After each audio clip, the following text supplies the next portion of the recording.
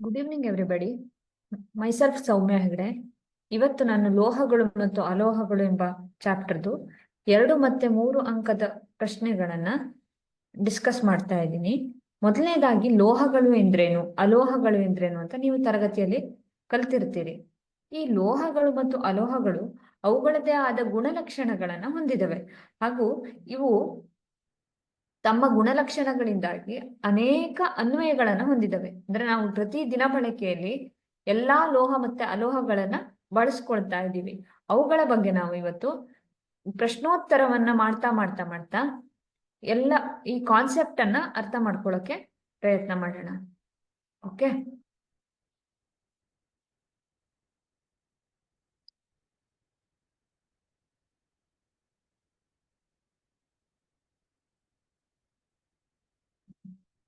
ಹಾಗಾದ್ರೆ ಲೋಹಗಳು ಎಂದ್ರೇನು, ಈ ಲೋಹಗಳಿಗೆ ಉದಾಹರಣೆ ಏನು, ಅಲೋಹಗಳು ಎಂದ್ರೇನು, ಅವುಗಳಿಗೆ ಉದಾಹರಣೆ ಎಂದ್ರೇನು, ಮೆಟಲ್ ರಿಯಾಕ್ಟಿವಿಟಿ ಸೀರೀಸ್, ಈ ಲೋಹಗಳ ಒಂದು ಏನು ವರ್ತನೆಯ ಒಂದು ಏನು ಪಟ್ಟಿ ಇದೆಯಲ್ಲ ಅದು ಯಾವುದರ ಮೇಲೆ ಡಿಪೆಂಡ್ ಆಗಿರುತ್ತೆ, ಅದನ್ನ ಹೇಗೆ ಸ್ಟಡಿ ಮಾಡ್ತೀನಿ ನಾನು, ಇವೆಲ್ಲದನ್ನ ನಾನು ಪ್ರಶ್ನೋತ್ತರದ ಜೊತೆಗೆ ವಿವರಿಸ್ತಾ ಹೋಗ್ತೀನಿ.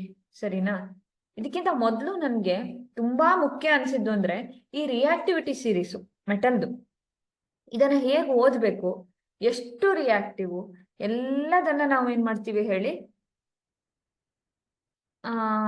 ಈ ಕ್ಲಾಸ್ ಅಲ್ಲಿ ನಾವು ಸ್ಟಡಿ ಮಾಡ್ಕೊಂಡು ಹೋಗ್ತೀವಿ. ನೋಡಿ, ಯಾವುದು ಲೋಹ ಮೇಲೆಗಡೆ ಇದೆಯಲ್ಲ, ಪೊಟ್ಯಾಷಿಯಂ, ಸೋಡಿಯಂ, ಕ್ಯಾಲ್ಸಿಯಂ, ಹೀಗೆ ಒಂದಾದ ನಂತರ ಒಂದೊಂದು ಲೋಹಗಳು ಇದಾವೆ. ಸೊ ಈ ಎಲ್ಲಾ ಲೋಹಗಳಿದೆಯಲ್ಲ, ಈ ಲೋಹಗಳು ಹೆಚ್ಚು ಕ್ರಿಯಾಪಟುತ್ವದಿಂದ ಕಡಿಮೆ ಕ್ರಿಯಾಪಟುತ್ವದ ಕಡೆಗೆ ಬರ್ತಾ ಹೋಗುತ್ತೆ. ಹಾಗಾದ್ರೆ ಹೆಚ್ಚು ಕ್ರಿಯಾಪಟುತ್ವ ಎಂದ್ರೇನು, ಕಡಿಮೆ ಕ್ರಿಯಾಪಟುತ್ವ ಎಂದ್ರೇನು ಅಂದ್ರೆ, ಈಗ ಒಂದು ರಿಯಾಕ್ಷನ್ ಅನ್ನ ಮೊದಲು ನೋಡಿದ್ವಿ ನಾವು, ಒಂದು ಅಲ್ವಾ, Fe plus CuSO4 gives FeSO4 plus Cu. ಸರಿನಾ? ಇಲ್ಲಿಗ ಏನು ಐರನ್ ಇದೆಯಲ್ಲ, ಈ ಕಬ್ಬಿಣ, ಇದು ಕಾಪರ್ ಅನ್ನ ರಿಪ್ಲೇಸ್ ಮಾಡುತ್ತೆ ಅಂತ. ಸಪೋಸ್ ಈಗ ಒಬ್ಬ ಮನುಷ್ಯ ಒಂದು 50 kg ಇದಾನೆ ಅಂದ್ಕೊಳ್ಳಿ, ಇನ್ನೊಬ್ಬ 30 kg ಇದ್ದಾನೆ ಅಂದ್ಕೊಳ್ಳಿ. ಇವನು ಹೆಚ್ಚು, ಇವನಿಗಿಂತ ಶಕ್ತಿ ಇರುವನು, ಹಾಗಾಗಿ ಇವನೇನ್ ಮಾಡ್ತಾನೆ, ಈ 30 kg ಅವನನ್ನ ರೀಪ್ಲೇಸ್ ಮಾಡಬಹುದು. ಹಾಗೇನೆ ಈ ಲೋಹ ಮತ್ತೆ ಅಲೋಹಗಳಲ್ಲಿ ಏನು ಐರನ್ ಇದೆಯಲ್ಲ, ಇದು ಹೆಚ್ಚು ಕ್ರಿಯಾಶೀಲತೆ ಇದೆ, ಹಾಗಾಗಿ ಅದು ಏನ್ ಮಾಡುತ್ತೆ, ಸಲ್ಫರ್ ಜೊತೆಗೆ ರಿಯಾಕ್ಟ್ ಬೇಗ ಮಾಡುತ್ತೆ, ಕಾಪರ್ ಅನ್ನ ರೀಪ್ಲೇಸ್ ಮಾಡುತ್ತೆ, ತಾಮ್ರವನ್ನ ರೀಪ್ಲೇಸ್ ಮಾಡುತ್ತೆ ಅಂತ. ಹಾಗೆ ತಾಮ್ರ ಕಾಪರ್ನ ಮಾಡುತ್ತಾ? ಇಲ್ಲ, ಮಾಡಲ್ಲ. ಈಗ ತಾಮ್ರ ಮತ್ತೆ ಸಿಲ್ವರ್ ಅನ್ನ ಇಟ್ರೆ ಯಾವ್ದು ಯಾರನ್ನ ರೀಪ್ಲೇಸ್ ಮಾಡುತ್ತೆ? ತಾಮ್ರ ಸಿಲ್ವರ್ ಅನ್ನ ಸ್ಥಾನಪಲ್ಲಟಗೊಳಿಸಬಹುದು, ಆದ್ರೆ ಬೆಳ್ಳಿ ತಾಮ್ರವನ್ನ ಸ್ಥಾನಪಲ್ಲಟಗೊಳಿಸಕ್ಕಾಗಲ್ಲ. ಯಾವುದು ಹೆಚ್ಚು ಕ್ರಿಯಾಪಟುತ್ವ ಹೊಂದಿರುತ್ತಲ್ಲ, ಅದು ಕಡಿಮೆ ಕ್ರಿಯಾಪಟುತ್ವ ಹೊಂದಿರುವಂತಹ ಏನು ಧಾತು ಇದೆಯಲ್ಲ ಅದನ್ನ ಏನ್ ಮಾಡುತ್ತೆ ಹೇಳಿ, ರೀಪ್ಲೇಸ್ ಮಾಡುತ್ತೆ. ಸರಿನಾ? ಈಗ ಈ ಸೀರೀಸ್ ಅಲ್ಲಿ ಹೇಗೆ ನೋಡೋದು ನಾನು, ಪೊಟ್ಯಾಷಿಯಂ ಹೆಚ್ಚು ಕ್ರಿಯಾಪಟುತ್ವ ಇರೋದು, ನೆಕ್ಸ್ಟ್ ಸೋಡಿಯಂ, ಕ್ಯಾಲ್ಸಿಯಂ. ಈ ಪೊಟ್ಯಾಷಿಯಂ ಕೆಳಗಡೆ ಇರುವ ಯಾವುದನ್ನ ಬೇಕಾದ್ರೂ ರೀಪ್ಲೇಸ್ ಮಾಡುತ್ತೆ, ಆದ್ರೆ ಕ್ಯಾಲ್ಸಿಯಂ ಇರ್ಬೋದು, ಮೆಗ್ನೀಷಿಯಂ, ಇವೆಲ್ಲವನ್ನ ರೀಪ್ಲೇಸ್ ಮಾಡುವಂಥದ್ದು ಯಾವುದು? ಪೊಟ್ಯಾಷಿಯಂ. ಕಡಿಮೆ ಕ್ರಿಯಾಪಟುತ್ವ ಇರೋದು ಯಾವುದು? ಗೋಲ್ಡ್, ಚಿನ್ನ ಅಲ್ವಾ. ಯಾಕೆ ಬಂಗಾರಕ್ಕೆ ಅಷ್ಟು ದುಬಾರಿ ಬೆಲೆ ಅಂದ್ರೆ, ಇದು ನೀರಿನ ಜೊತೆಗೆ, ಗಾಳಿಯ ಜೊತೆಗೆ, ಆಸಿಡ್ಗಳ ಜೊತೆಗೆ ಯಾವುದರ ಜೊತೆಗೂ ವರ್ತಿಸೋದಿಲ್ಲ. ಹೀಗೆ ವರ್ತಿಸದೆ ಇರುವಂತಹ ಗುಣ ಇರೋದಕ್ಕೆ ಏನು ಬಂಗಾರಕ್ಕೆ ಅಷ್ಟು ವ್ಯಾಲ್ಯೂ ಜಾಸ್ತಿ, ದುಬಾರಿ ಬಂಗಾರ. ಸಿಲ್ವರು ಅಷ್ಟೇ, ಸಿಲ್ವರು ಕೆಳಗಡೆ ಇದೆ ನೋಡಿ, ಅದು ಅಷ್ಟೇ, ಯಾವುದರ ಜೊತೆಗೆ ಸಹ ವರ್ತಿಸುವುದಿಲ್ಲ ಸಿಲ್ವರ್. ಹಾಗಾಗಿ ಕಡಿಮೆ ವರ್ತನೆ ಇರುವಂತಹ ಲೋಹಗಳು ಏನಿರ್ತಾವಲ್ಲ ಅವುಗಳಿಗೆ ವ್ಯಾಲ್ಯೂ ಜಾಸ್ತಿ ಇರುತ್ತೆ. ಅರ್ಥ ಆಗ್ತಿದ್ಯಾ? ಹಾಗಾಗಿ ಈ ರಿಯಾಕ್ಟಿವಿಟಿ ಸೀರೀಸು ಏನು ಕ್ರಿಯಾಪಟುತ್ವದ ಒಂದು ಕೋಷ್ಟಕ ಇದೆಯಲ್ಲ, ಇದನ್ನ ನಾನು ಸ್ಟಡಿ ಮಾಡ್ಕೊಂಡು ಹೋದ್ರೆ ಯಾವ ಮೆಟಲ್, ಯಾವ ಧಾತು ಇದೆಯಲ್ಲ ಅದು ಹೇಗೆ ರಿಯಾಕ್ಟ್ ಆಗುತ್ತೆ ಅನ್ನೋದನ್ನ ನಾನು ಉದಾಹರಣೆ ಸಹಿತ ವಿವರಿಸ್ಕೊಳ್ಬಹುದು. ಓಕೆನಾ? ಓಕೆ, ಈಗ ಪ್ರಶ್ನೋತ್ತರಗಳಿಗೆ ಹೋಗೋಣ. ಒಂದೊಂದೇ ಪ್ರಶ್ನೆ. ಈ ಎಲ್ಲಾ ಪ್ರಶ್ನೆಗಳೇನಿದೆಯಲ್ಲ ಅದು ನಿಮ್ಮ SSLC ಪರೀಕ್ಷೆಯಲ್ಲಿ ಬಂದಿರುವಂತಹದ್ದು, ಪುನರಾವರ್ತನೆ ಆಗಿರುವಂತಹ ಪ್ರಶ್ನೆಗಳನ್ನ ನಾನು ಉದಾಹರಣೆ ಸಹಿತ ವಿವರಿಸ್ಕೊಳ್ತಾ ಹೋಗ್ತೀನಿ. Next, first question, basic question, ಲೋಹಗಳು ಎಂದರೇನು? ಉದಾಹರಣೆ ಕೊಡಿ. ತನ್ನ ವೇಲೆನ್ಸ್ ಕವಚದಿಂದ ಎಲೆಕ್ಟ್ರಾನ್ಗಳನ್ನು ಕಳೆದುಕೊಳ್ಳುವ ಧನವಿದ್ಯುದಾವೇಶವುಳ್ಳ ಅಯಾನುಗಳಾಗುವ ಹಾಗೂ ಪ್ರತ್ಯಾಮ್ಲೀಯ ಆಕ್ಸೈಡ್ಗಳನ್ನು ಉಂಟು ಮಾಡುವ ಧಾತುಗಳಿಗೆ ಲೋಹಗಳು ಎನ್ನುವರು. ಉದಾಹರಣೆ ಸೋಡಿಯಂ ಅಂತ ಹೇಳಿದ್ದಾರೆ. ಈಗ ನೋಡಿ, ಸೋಡಿಯಂ ಇದರಲ್ಲಿ ಇದರ ನಂಬರ್ ಎಷ್ಟು ಹೇಳಿ? ಅಟಾಮಿಕ್ ನಂಬರ್ 11, ಲಾಸ್ಟ್ 3s1 ಇದೆ ಅಲ್ವಾ? ಸೊ ಈ ವೇಲೆನ್ಸ್ ಕವಚದಲ್ಲಿ ಒಂದು ಇಲೆಕ್ಟ್ರಾನ್ ಇದೆ. ಈ ಒಂದು ಇಲೆಕ್ಟ್ರಾನ್ ಅನ್ನ ಕೊಟ್ರೆ ಅದು ಏನಾಗುತ್ತೆ? ಸೋಡಿಯಂನ ಅಟಾಮಿಕ್ ನಂಬರ್ ಎಷ್ಟಾಗುತ್ತೆ? 10 ಆಗುತ್ತೆ ಅಲ್ವಾ? ಸೊ ಸೋಡಿಯಂನ ಅಟಾಮಿಕ್ ನಂಬರ್ 10 ಆದ್ರೆ ಈ ಇಲೆಕ್ಟ್ರಾನ್ ಅನ್ನ ಡೊನೇಟ್ ಮಾಡುವಂತಹ ಗುಣ, ಒಂದು ಇಲೆಕ್ಟ್ರಾನ್ ಅನ್ನ ಕೊಟ್ಬಿಟ್ರೆ 10 ಆದ್ರೆ ನಿಯಾನ್ ಕಾನ್ಫಿಗರೇಷನ್ ಬರುತ್ತೆ. ಅರ್ಥ ಆಯ್ತಾ? ಈ ನಿಯಾನ್ ಕಾನ್ಫಿಗರೇಷನ್ ಬಂದ್ರೆ ಏನಾಗುತ್ತೆ ಹೇಳಿ? ಸೋಡಿಯಂ ಇನರ್ಟ್ ಆಗುತ್ತೆ, ಅದು ಕ್ರಿಯಾಶೀಲತೆ ಕಡಿಮೆ ಆಗುತ್ತೆ, ಅದು ಸ್ಟೇಬಲ್ ಆಗುತ್ತೆ. ತನ್ನದೇ ವೇಲೆನ್ಸ್ ಕವಚದಿಂದ ಇಲೆಕ್ಟ್ರಾನ್ಗಳನ್ನ ಕಳೆದುಕೊಳ್ಬೇಕು. ಯಾವಾಗ ಸೋಡಿಯಂ ಒಂದು ಇಲೆಕ್ಟ್ರಾನ್ ಅನ್ನ ಕೊಡ್ತೋ, ಸೋಡಿಯಂ ವಿದ್ಯುದಾವೇಶ ಪ್ಲಸ್ ಆಯ್ತು, ಆಯ್ತಾ? ಧನ ಆವೇಶ ಆಯ್ತು. ಇದೇ ಸೋಡಿಯಂ ಯಾವತ್ತು ನೀರಿನ ಜೊತೆ ವರ್ತಿಸುತ್ತಲ್ಲ, H2O ಜೊತೆಗೆ, ಅವಾಗ ಏನಾಗುತ್ತೆ? NaOH ಉಂಟಾಗುತ್ತದೆ. ಅರ್ಥ ಆಯ್ತಾ? ಈ ಪ್ರತ್ಯಾಮ್ಲೀಯ ಆಕ್ಸೈಡುಗಳನ್ನ ಉಂಟು ಮಾಡುತ್ತದೆ. ಸರಿನಾ? ಪ್ರತ್ಯಾಮ್ಲೀಯ ಆಕ್ಸೈಡ್ಗಳನ್ನ ಉಂಟು ಮಾಡುತ್ತದೆ. ಅಂದ್ರೆ ಲೋಹಗಳು ಅಂದ್ರೆ ಏನಂತ ಕರೆದೆ ನಾನು? ತನ್ನ ವೇಲೆನ್ಸ್ ಕವಚದಿಂದ. ವೇಲೆನ್ಸ್ ಕವಚ ಅಂದ್ರೇನು? ಯಾವ ಕವಚ ಲಾಸ್ಟ್ ಕವಚ ಇರುತ್ತಲ್ಲ, ಈ ನಾವು ಯಾವಾಗ ಕಾನ್ಫಿಗರೇಷನ್ ಬರಿತೀವಲ್ಲ, ಅವಾಗ ಕೊನೆಯ ಕವಚದಲ್ಲಿರುವಂತ ಇಲೆಕ್ಟ್ರಾನ್ಗಳನ್ನ ಡೊನೇಟ್ ಮಾಡಬೇಕು, ಕೊಡಬೇಕು. ಕೊಟ್ಕೊಂಡು ಅದೇನಾಗುತ್ತೆ? ಪಾಸಿಟಿವ್ ಚಾರ್ಜ್, ಧನ ಆವೇಶವುಳ್ಳ ಅಯಾನುಗಳಾಗುತ್ತದೆ ಹಾಗೂ ಪ್ರತ್ಯಾಮ್ಲೀಯ ಆಕ್ಸೈಡ್ಗಳನ್ನ ಉಂಟು ಮಾಡುತ್ತದೆ. ಸರಿನಾ? ಅಂತಹ ಧಾತುಗಳಿಗೆ ಲೋಹಗಳು ಎಂದು ಕರೆಯುವರು. ಉದಾಹರಣೆ ಸೋಡಿಯಂ. ಅರ್ಥ ಆಗ್ತಿದ್ಯಾ? ಮುಂದಿನ ಪ್ರಶ್ನೆ. ಓಕೆ, ಅಲೋಹಗಳು ಎಂದರೇನು? ಅದೇ ತರ ಲೋಹಗಳು ಎಂದ್ರೇನು ಅಂದಂಗೆ ಅಲೋಹಗಳು ಎಂದರೇನು? ಓಕೆ, Cl17 ಅಂತ ಕನ್ಸಿಡರ್ ಮಾಡ್ತೀನಿ. ಅದರ ಅಟಾಮಿಕ್ ನಂಬರು 17.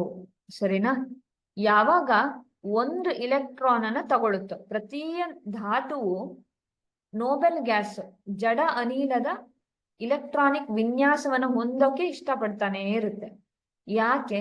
ಅವು ತಟಸ್ಥ ಆಗ್ಬೇಕು ಅಂತ. ತಟಸ್ಥ ಅಂದ್ರೆ ಯಾವುದರ ಜೊತೆಗೂ ರಿಯಾಕ್ಟ್ ಆಗ್ಬಾರ್ದು, ಅಷ್ಟು ಅದರ ಎಲ್ಲಾ ವೇಲೆನ್ಸ್, ಅದರ ಎಲ್ಲಾ ಇಲೆಕ್ಟ್ರಾನ್ ಕವಚಗಳಿದೆಯಲ್ಲ, ಅದು ತುಂಬಿಕೊಂಡಿರ್ಬೇಕು, ಎಲ್ಲೂ ಖಾಲಿ ಇರಬಾರ್ದು. ಆ ತರ ಮಾಡ್ಕೊಂಡು ಏನ್ ಮಾಡ್ತವೆ ಹೇಳಿ? ಅವು ತಟಸ್ಥ ಆಗಿರ್ತವೆ, ರಿಯಾಕ್ಷನ್ ಕಡಿಮೆ ಮಾಡ್ಕೊಳಕ್ ನೋಡ್ತಾ ಇರ್ತವೆ. ಒಂದು ಇಲೆಕ್ಟ್ರಾನ್ ಸಿಕ್ಕಿದ್ರೆ 18 ಆಗುತ್ತೆ. ಸರಿನಾ?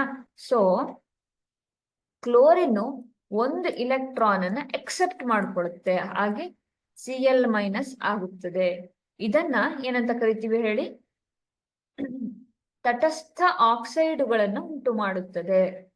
ಈ ತಟಸ್ಥ ಆಕ್ಸೈಡುಗಳನ್ನು ಉಂಟು ಮಾಡುವ ಧಾತುಗಳಿಗೆ ಅಲೋಹಗಳು ಎಂದು ಕರೆಯುತ್ತಾರೆ. ಸರಿನಾ? ಹೇಗೆ?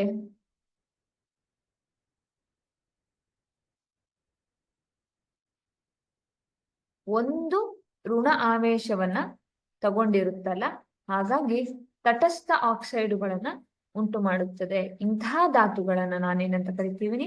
ಅಲೋಹ ಎಂದು ಕರಿತೀನಿ. ಉದಾಹರಣೆ ಕ್ಲೋರಿನ್. ಅರ್ಥ ಆಗ್ತಿದ್ಯಾ?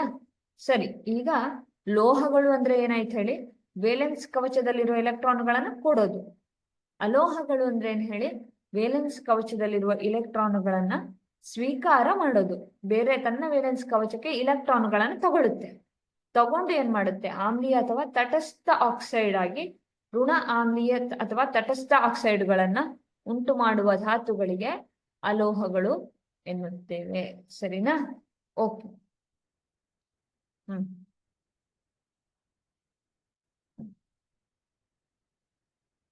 ನಿಮ್ಮ ಮನೆಯಲ್ಲಿ ವಿದ್ಯುತ್ ಸಾಗಿಸುವ ಅಲ್ಯೂಮಿನಿಯಂ ಅಥವಾ ತಾಮ್ರದ ತಂತಿಗಳು ಪಾಲಿವಿನೈಲ್ ಕ್ಲೋರೈಡ್ ಅಥವಾ ರಬ್ಬರ್ ಹೊದಿಕೆಯಿಂದ ಆವೃತವಾಗಿರುತ್ತೆ ಅಂತ. ಓಕೆ, ನಾವು ಯಾವಾಗ ಈ ವೈರ್ಗಳಿರ್ತಾವಲ್ಲ, ವಿದ್ಯುತ್ತನ್ನ ಸಾಗಿಸುವಂತಹ ವೈರ್ಗಳು, ಇವು ತಾಮ್ರದ ತಂತಿಗಳಿರ್ತವೆ ಒಳಗಡೆ, ಅಲ್ಯೂಮಿನಿಯಂ ಅಥವಾ ತಾಮ್ರದ ತಂತಿಯಿಂದ ಮಾಡಿರ್ತಾರೆ. ಇವು ಪಾಲಿವಿನೈಲ್ ಕ್ಲೋರೈಡ್ ಅಥವಾ ರಬ್ಬರ್ ಹೊದಿಕೆಯಿಂದ ಆವೃತವಾಗಿದೆ ಏಕೆ ಅಂತ ಕೇಳಿದಾರಲ್ವಾ. ಈ ತಾಮ್ರ ಮತ್ತೆ ಅಲ್ಯೂಮಿನಿಯಂ ಏನು ಉತ್ತಮ ವಿದ್ಯುತ್ ವಾಹಕಗಳಾಗಿರುತ್ತವೆ. ವಿದ್ಯುತ್ ಉತ್ತಮ ವಾಹಕಗಳೆಂದ್ರೇನೆ 1, 2, 3, 4, 5, 6, 7, 8 ಈ ತರ, ಸರಿನಾ. ಈ ಇಲೆಕ್ಟ್ರಾನ್ಗಳ ಏನು ಉತ್ತಮ, ಯಾವಾಗ ಇಲೆಕ್ಟ್ರಾನ್ಗಳನ್ನ ಆರಾಮಾಗಿ ಮೂವ್ ಮಾಡೋಕೆ ಬಿಡುತ್ತೋ ಅಲ್ವಾ, ಯಾವಾಗ ಇಲೆಕ್ಟ್ರಾನ್ಗಳು ಮೊಬೈಲ್ ಆಗಿರುತ್ತೋ, ಅಂದ್ರೆ ಇಲೆಕ್ಟ್ರಾನ್ಗಳು ಏನ್ ಮಾಡ್ತವೆ, ಮೂಮೆಂಟ್ ಅನ್ನ ಹೊಂದಿದ್ರೆ, ಚಲನೆಯನ್ನ ಹೊಂದಿದ್ರೆ, ಅಂತಹ ಧಾತುಗಳಿಗೆ ವಿದ್ಯುತ್ ವಾಹಕತೆ ತುಂಬಾ ಚೆನ್ನಾಗಿರುತ್ತೆ. ಈಗ ತಾಮ್ರ ಮತ್ತೆ ಅಲ್ಯೂಮಿನಿಯಂ ಅನ್ನ ಕನ್ಸಿಡರ್ ಮಾಡಿದ್ರೆ ಈ ಎರಡೂ ಏನು ಹೇಳಿ ಉತ್ತಮ ವಿದ್ಯುತ್ ವಾಹಕಗಳಾಗಿದ್ದಾವೆ. ಈ ವಿದ್ಯುತ್ ವಾಹಕಗಳಾಗಿದ್ದಾವೆ ಅಂದ್ಮೇಲೆ ಯಾವಾಗ ನೀವು ಈ ವಯರ್ ಬರೀ ತಂತಿಯನ್ನ ಮುಟ್ತಿರಲ್ಲ, ಅವಾಗ ನಿಮಗೆ ಶಾಕ್ ಆಗುವಂತ ಚಾನ್ಸಸ್ ಇರುತ್ತೆ. ವಿದ್ಯುತ್ ಆಘಾತ ಅಥವಾ ಅವಘಡ ತಪ್ಪಿಸೋಕೆ ಏನ್ ಮಾಡ್ತಾರೆ, ಮೇಲ್ಗಡೆ ಪ್ಲಾಸ್ಟಿಕ್ ಅಥವಾ ರಬ್ಬರ್ನ ಹೊದಿಕೆಯನ್ನ ಹಾಕಿರ್ತಾರೆ. ಅರ್ಥ ಆಯ್ತಾ. ಹಾಗಾಗಿ ಪ್ಲಾಸ್ಟಿಕ್ ಅಥವಾ ರಬ್ಬರ್ ಹೊದಿಕೆಯನ್ನ ಹಾಕಿರ್ತಾರೆ. ಉತ್ತಮ ವಿದ್ಯುತ್ ವಾಹಕಗಳು ಅಂದ್ರೆ ಏನಿರ್ಬೋದು? ಉತ್ತಮ ವಿದ್ಯುತ್ ವಾಹಕಗಳು ಅಂದ್ರೆ ವಿದ್ಯುತ್ ಅನ್ನ ತನ್ನ ಮೂಲಕ ಪ್ರವಹಿಸಕ್ಕೆ ಕೊಡುವಂತಹ ಧಾತುಗಳು ಅಂತ. ತಾಮ್ರ ಇರ್ಬೋದು, ಅಲ್ಯೂಮಿನಿಯಂ ಇರಬಹುದು. ಅರ್ಥ ಆಯ್ತಾ. ಅಥವಾ ಯಾವುದೇ ಒಂದು ಲೋಹ ತನ್ನ ಮೂಲಕ ವಿದ್ಯುತ್ತನ್ನ ಹರಿಬಿಡ್ತಾ ಇದ್ರೆ, ಆರಾಮಾಗಿ ಹೋಗಕ್ ಬಿಡ್ತಾ ಇದ್ರೆ ಅಂತದನ್ನ ವಿದ್ಯುತ್ ವಾಹಕ ಅಂತೀವಿ. ಉಷ್ಣತೆಯನ್ನ ಬಿಟ್ರೆ ಉಷ್ಣವಾಹಕ ಅಂತೀವಿ. ಅರ್ಥ ಆಯ್ತಾ. ಶಕ್ತಿ ಏನಿದೆಯಲ್ಲ, ಶಕ್ತಿಯ ವಿವಿಧ ರೂಪಗಳನ್ನ ಬಿಡ್ತಾ ಇರುತ್ತೆ. ಉಷ್ಣ ಮತ್ತು ವಿದ್ಯುತ್ತಿನ ಉತ್ತಮ ವಾಹಕ. ವಾಹನ ಅಂದ್ರೆ ಏನ್ ಹೇಳಿ, ಚಲಿಸೋದು ಅಂತ. ತನ್ನ ಮೂಲಕ ವಿದ್ಯುತ್ತನ್ನ ಹರಿಯೋಕೆ ಬಿಡುವಂತದ್ದು ಅಂತವನ್ನ ನಾವು ಏನಂತ ಕರಿತೀವಿ, ವಿದ್ಯುತ್ ವಾಹಕಗಳು ಅಂತ ಕರಿತೀವಿ, ಸರಿನಾ. ಹಾಗಾಗಿ ಇಂತಹ ಅವಘಡಗಳನ್ನ ತಪ್ಪಿಸಲು ಅಲ್ಯೂಮಿನಿಯಂ ಅಥವಾ ತಾಮ್ರದ ತಂತಿಗಳಿಗೆ ಪಾಲಿವಿನೈಲ್ ಕ್ಲೋರೈಡ್ ಅಥವಾ ರಬ್ಬರ್ ಹೊದಿಕೆಯಿಂದ ಆವೃತವಾಗಿರುತ್ತದೆ. ಓಕೆ. ಉಷ್ಣ ಮತ್ತು ವಿದ್ಯುತ್ತಿನ ಅತ್ಯುತ್ತಮ ವಾಹಕಗಳಿಗೆ ಉದಾಹರಣೆ ಕೊಡಿ ಅಂತ ಹೇಳಿದ್ದಾರೆ. ಬೆಳ್ಳಿ ಮತ್ತು ತಾಮ್ರ ಉಷ್ಣ ಮತ್ತು ವಿದ್ಯುತ್ತಿನ ಅತ್ಯುತ್ತಮ ವಾಹಕಗಳಾಗಿದ್ದಾವೆ. ನೋಡಿ ಯಾಕೆ ಅಂದ್ರೆ ಇಲ್ಲಿ 4s1 ಇಲ್ಲಿ 3s1 ಒಂದು ಇಲೆಕ್ಟ್ರಾನ್ ಅನ್ನ ಏನ್ ಮಾಡ್ತವೆ ಹೇಳಿ, ಈಸಿಯಾಗಿ ಬಿಟ್ಕೊಡ್ತಾ ಹೋಗ್ತವೆ. ಇಂತಹ ಲೋಹಗಳು ಏನಾಗುತ್ತೆ, ಯಾವಾಗ ಇದರ ಮೂಲಕ ಶಕ್ತಿಯನ್ನ ಪ್ರಯೋಗ ಮಾಡ್ತೀವಲ್ಲ, ಈ ಶಕ್ತಿಯನ್ನ ನಾನು ಪ್ರಯೋಗ ಮಾಡಿದಾಗ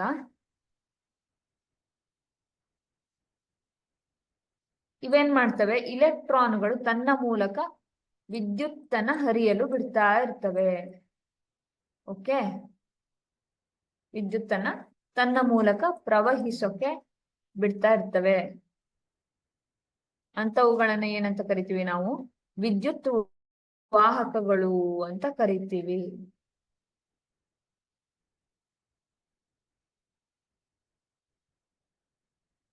ಅರ್ಥ ಆಗ್ತಿದ್ಯಾ?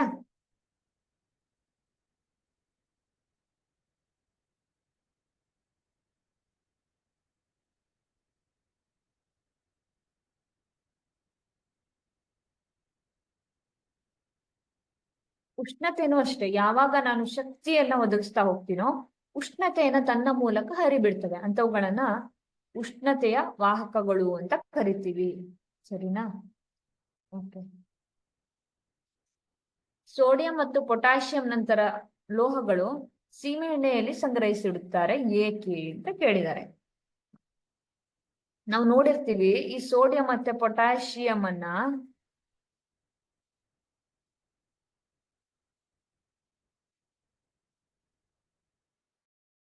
ಸೀಮೆ ಎಣ್ಣೆಯಲ್ಲಿ ಸಂಗ್ರಹಿಸಿಡ್ತೀವಿ.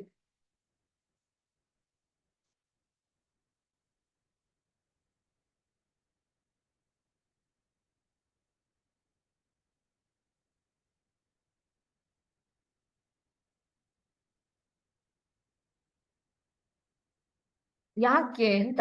ಈ ಸೋಡಿಯಂ ಮತ್ತೆ ಪೊಟ್ಯಾಷಿಯಂಗಳು ಕ್ಷಿಪ್ರವಾಗಿ ವರ್ತಿಸುವಂತಹ ಲೋಹಗಳು. ಈ ಸೋಡಿಯಂ ಅನ್ನ, ಸೋಡಿಯಂ ಇದೆಯಲ್ಲ, ಯಾವಾಗ ನಾನು ಆಕ್ಸಿಜನ್ ಜೊತೆ, ವಾತಾವರಣದಲ್ಲಿರೋ ಆಕ್ಸಿಜನ್ ಜೊತೆ ರಿಯಾಕ್ಟ್ ಮಾಡಿಸ್ತೀನಿ, ಆವಾಗ ಸೋಡಿಯಂ ಆಕ್ಸೈಡ್ ಸಿಗುತ್ತೆ. ಇದೇ ಸೋಡಿಯಂ ಅನ್ನ ನಾನು ನೀರಿನ ಜೊತೆಗೆ ವರ್ತಿಸಿದಾಗ ಸೋಡಿಯಂ ಹೈಡ್ರಾಕ್ಸೈಡ್ ಸಿಗುತ್ತೆ, ಸೋಡಿಯಂ ಹೈಡ್ರಾಕ್ಸೈಡ್ ಉಂಟಾಗುತ್ತದೆ. ಅರ್ಥ ಆಯ್ತಾ? ಇಂತಹ ಲೋಹಗಳು ಏನಿದೆಯಲ್ಲ, ಈ ಸೋಡಿಯಂನ ವರ್ತಿಸುವಂತಹ ಲೋಹಗಳು, ಇವೆರಡೂ ಜೊತೆಗೆ ವರ್ತಿಸೋದಕ್ಕೆ ಇದು ಸೀಮೆ ಎಣ್ಣೆಯಲ್ಲಿ ವರ್ತಿಸೋದಿಲ್ಲ. ಹಾಗಾಗಿ ಇಂತಹ ಲೋಹಗಳನ್ನ ನಾವೇನ್ ಮಾಡ್ತೀವಿ, ಅವನ್ನ ಸಂರಕ್ಷಿಸಲು ಮತ್ತು ಅಕಸ್ಮಾತ್ ಆಗಿ ಬೆಂಕಿ ಹೊತ್ತುಕೊಳ್ಳೋದನ್ನ ತಪ್ಪಿಸೋಕೆ ಏನ್ ಮಾಡ್ತೀವಿ, ಸೀಮೆ ಎಣ್ಣೆಯಲ್ಲಿ ಸಂಗ್ರಹಿಸಿರ್ತೀವಿ. ಇದು ತುಂಬಾ ಮೃದುವಾದ ಲೋಹ ಆಗಿರೋದಕ್ಕೆ ನಾವು ಚಾಕುವನ್ನು ತಗೊಂಡು ಕಟ್ ಮಾಡಬಹುದು ಇದನ್ನ. ಅರ್ಥ ಆಯ್ತಾ? ಅಷ್ಟು ಮೃದುವಾದ ಲೋಹ, ಅಷ್ಟೇ ಕ್ರಿಯಾಪಟುತ್ವ ಹೊಂದಿರುವಂತಹ ಎರಡು ಲೋಹಗಳು ಕ್ಷಿಪ್ರವಾಗಿ ವರ್ತಿಸಿ ಬೆಂಕಿ ಹತ್ಕೊಳ್ಳೋಂಗ್ ಮಾಡುತ್ತೆ. ಹಾಗೆ ಆಗ್ಬಾರ್ದು ಅಂತ ನಾವು ಕೆರೋಸಿನಲ್ಲಿ ಅಥವಾ ಸೀಮೆ ಎಣ್ಣೆಯಲ್ಲಿ ಅದನ್ನ ಹಾಕಿರ್ತೀವಿ. ಅರ್ಥ ಆಗ್ತಿದ್ಯಾ? Okay, next. ಸಾಮಾನ್ಯ ಉಷ್ಣತೆಯಲ್ಲಿ ಮೆಗ್ನೀಷಿಯಂ, ಅಲ್ಯೂಮಿನಿಯಂ, ಸತು, ಸೀಸ ಇತ್ಯಾದಿ ಲೋಹಗಳು ಹೊರಪದರ ತೆಳುವಾದ ಆಕ್ಸೈಡ್ ಪದರದಿಂದ ಮುಚ್ಚಿರುತ್ತದೆ. ಉತ್ಕರ್ಷಣೆಯ ದೃಷ್ಟಿಯಿಂದ ಈ ಹೇಳಿಕೆಯನ್ನು ಸಮರ್ಥಿಸಿ ಅಂತ ಕೇಳಿದ್ದಾರೆ. ಸಾಮಾನ್ಯ ಉಷ್ಣತೆಯಲ್ಲಿ ಮೆಗ್ನೀಷಿಯಂ, ಅಲ್ಯೂಮಿನಿಯಂ, ಸತು ಅಥವಾ ಸೀಸ ಇತ್ಯಾದಿ ಲೋಹಗಳ ಹೊರಪದರವು ತೆಳುವಾದ ಆಕ್ಸೈಡ್ ಪದರದಿಂದ ಮುಚ್ಚಿರುತ್ತದೆ. ಯಾಕೆಂದ್ರೆ ಇವು ರಕ್ಷಣಾತ್ಮಕ ಆಕ್ಸೈಡ್ ಪದರವು ಲೋಹ ಇನ್ನಷ್ಟು ಉತ್ಕರ್ಷಣೆ ಹೊಂದುವುದನ್ನ ತಡೆಯುತ್ತೆ ಅಂತ. ಏನ್ ಮೇಲ್ಗಡೆಯಿಂದ ಬಂದಿರುತ್ತಲ್ಲ ಅಲ್ಯೂಮಿನಿಯಂ ಆಕ್ಸೈಡ್ ಅಥವಾ ಸೀಸದ ಆಕ್ಸೈಡ್ ಅಥವಾ ಸತುವಿನ ಆಕ್ಸೈಡ್, ಇವೆಲ್ಲ ಲೋಹಗಳು ಮುಚ್ಚಿರುತ್ತದೆ ಅಂದ್ರೆ, ಯಾವಾಗ ಈ ಮೇಲ್ಗಡೆಯ ಲೇಯರ್ ಏನಿದೆಯಲ್ಲ, ಈ ಲೇಯರ್ ಆಕ್ಸೈಡ್ ಇಂದ ಮುಚ್ಚಿದ್ರೆ ಅಂತದ್ದು ಅದರಿಂದ ಏನು ಉತ್ಕರ್ಷಣೆಯನ್ನ, ಆಲ್ರೆಡಿ ಉತ್ಕರ್ಷಣೆ ಹೊಂದಿ ಆಕ್ಸೈಡ್ ಆಗಿರೋದಕ್ಕೆ ಹೊರಗಡೆದು ಏನು ವಾತಾವರಣದಲ್ಲಿರುವಂತಹ ಏನು ಗಾಳಿಯಲ್ಲಿರುವಂತಹ ಆಕ್ಸೈಡ್ಗಳೇನಿದೆಯಲ್ಲ, ಇವುಗಳಿಂದ ಆಕ್ಸಿಜನ್ ಅಥವಾ ನೀರಿನ ಜೊತೆಗೆ ವರ್ತಿಸುವುದನ್ನ ಕಡಿಮೆ ಮಾಡುತ್ತದೆ. ಅರ್ಥ ಆಯ್ತಾ? ಹಾಗಾಗಿ ಇವು ಮೇಲ್ಗಡೆಯಿಂದ ತೆಳುವಾದ ಆಕ್ಸೈಡ್ ಪದರವನ್ನ ಹೊಂದಿರುತ್ತದೆ. ಲೋಹಗಳು ನೀರಿನ ಜೊತೆ ಪ್ರತಿವರ್ತಿಸಿದಾಗ ಏನಾಗುತ್ತದೆ? ನಿಮ್ಮ ಉತ್ತರವನ್ನ ಸಮರ್ಥಿಸಿ ಅಥವಾ ನೀರಿನ ಜೊತೆ ಲೋಹಗಳು ಪ್ರತಿವರ್ತಿಸಿದಾಗ ಪ್ರತಿವರ್ತನೆಯನ್ನ ತಿಳಿಸಿ ಉದಾಹರಣೆಯೊಂದಿಗೆ ವಿವರಿಸಿ ಅಂತ ಕೊಟ್ಟಿದ್ದಾರೆ.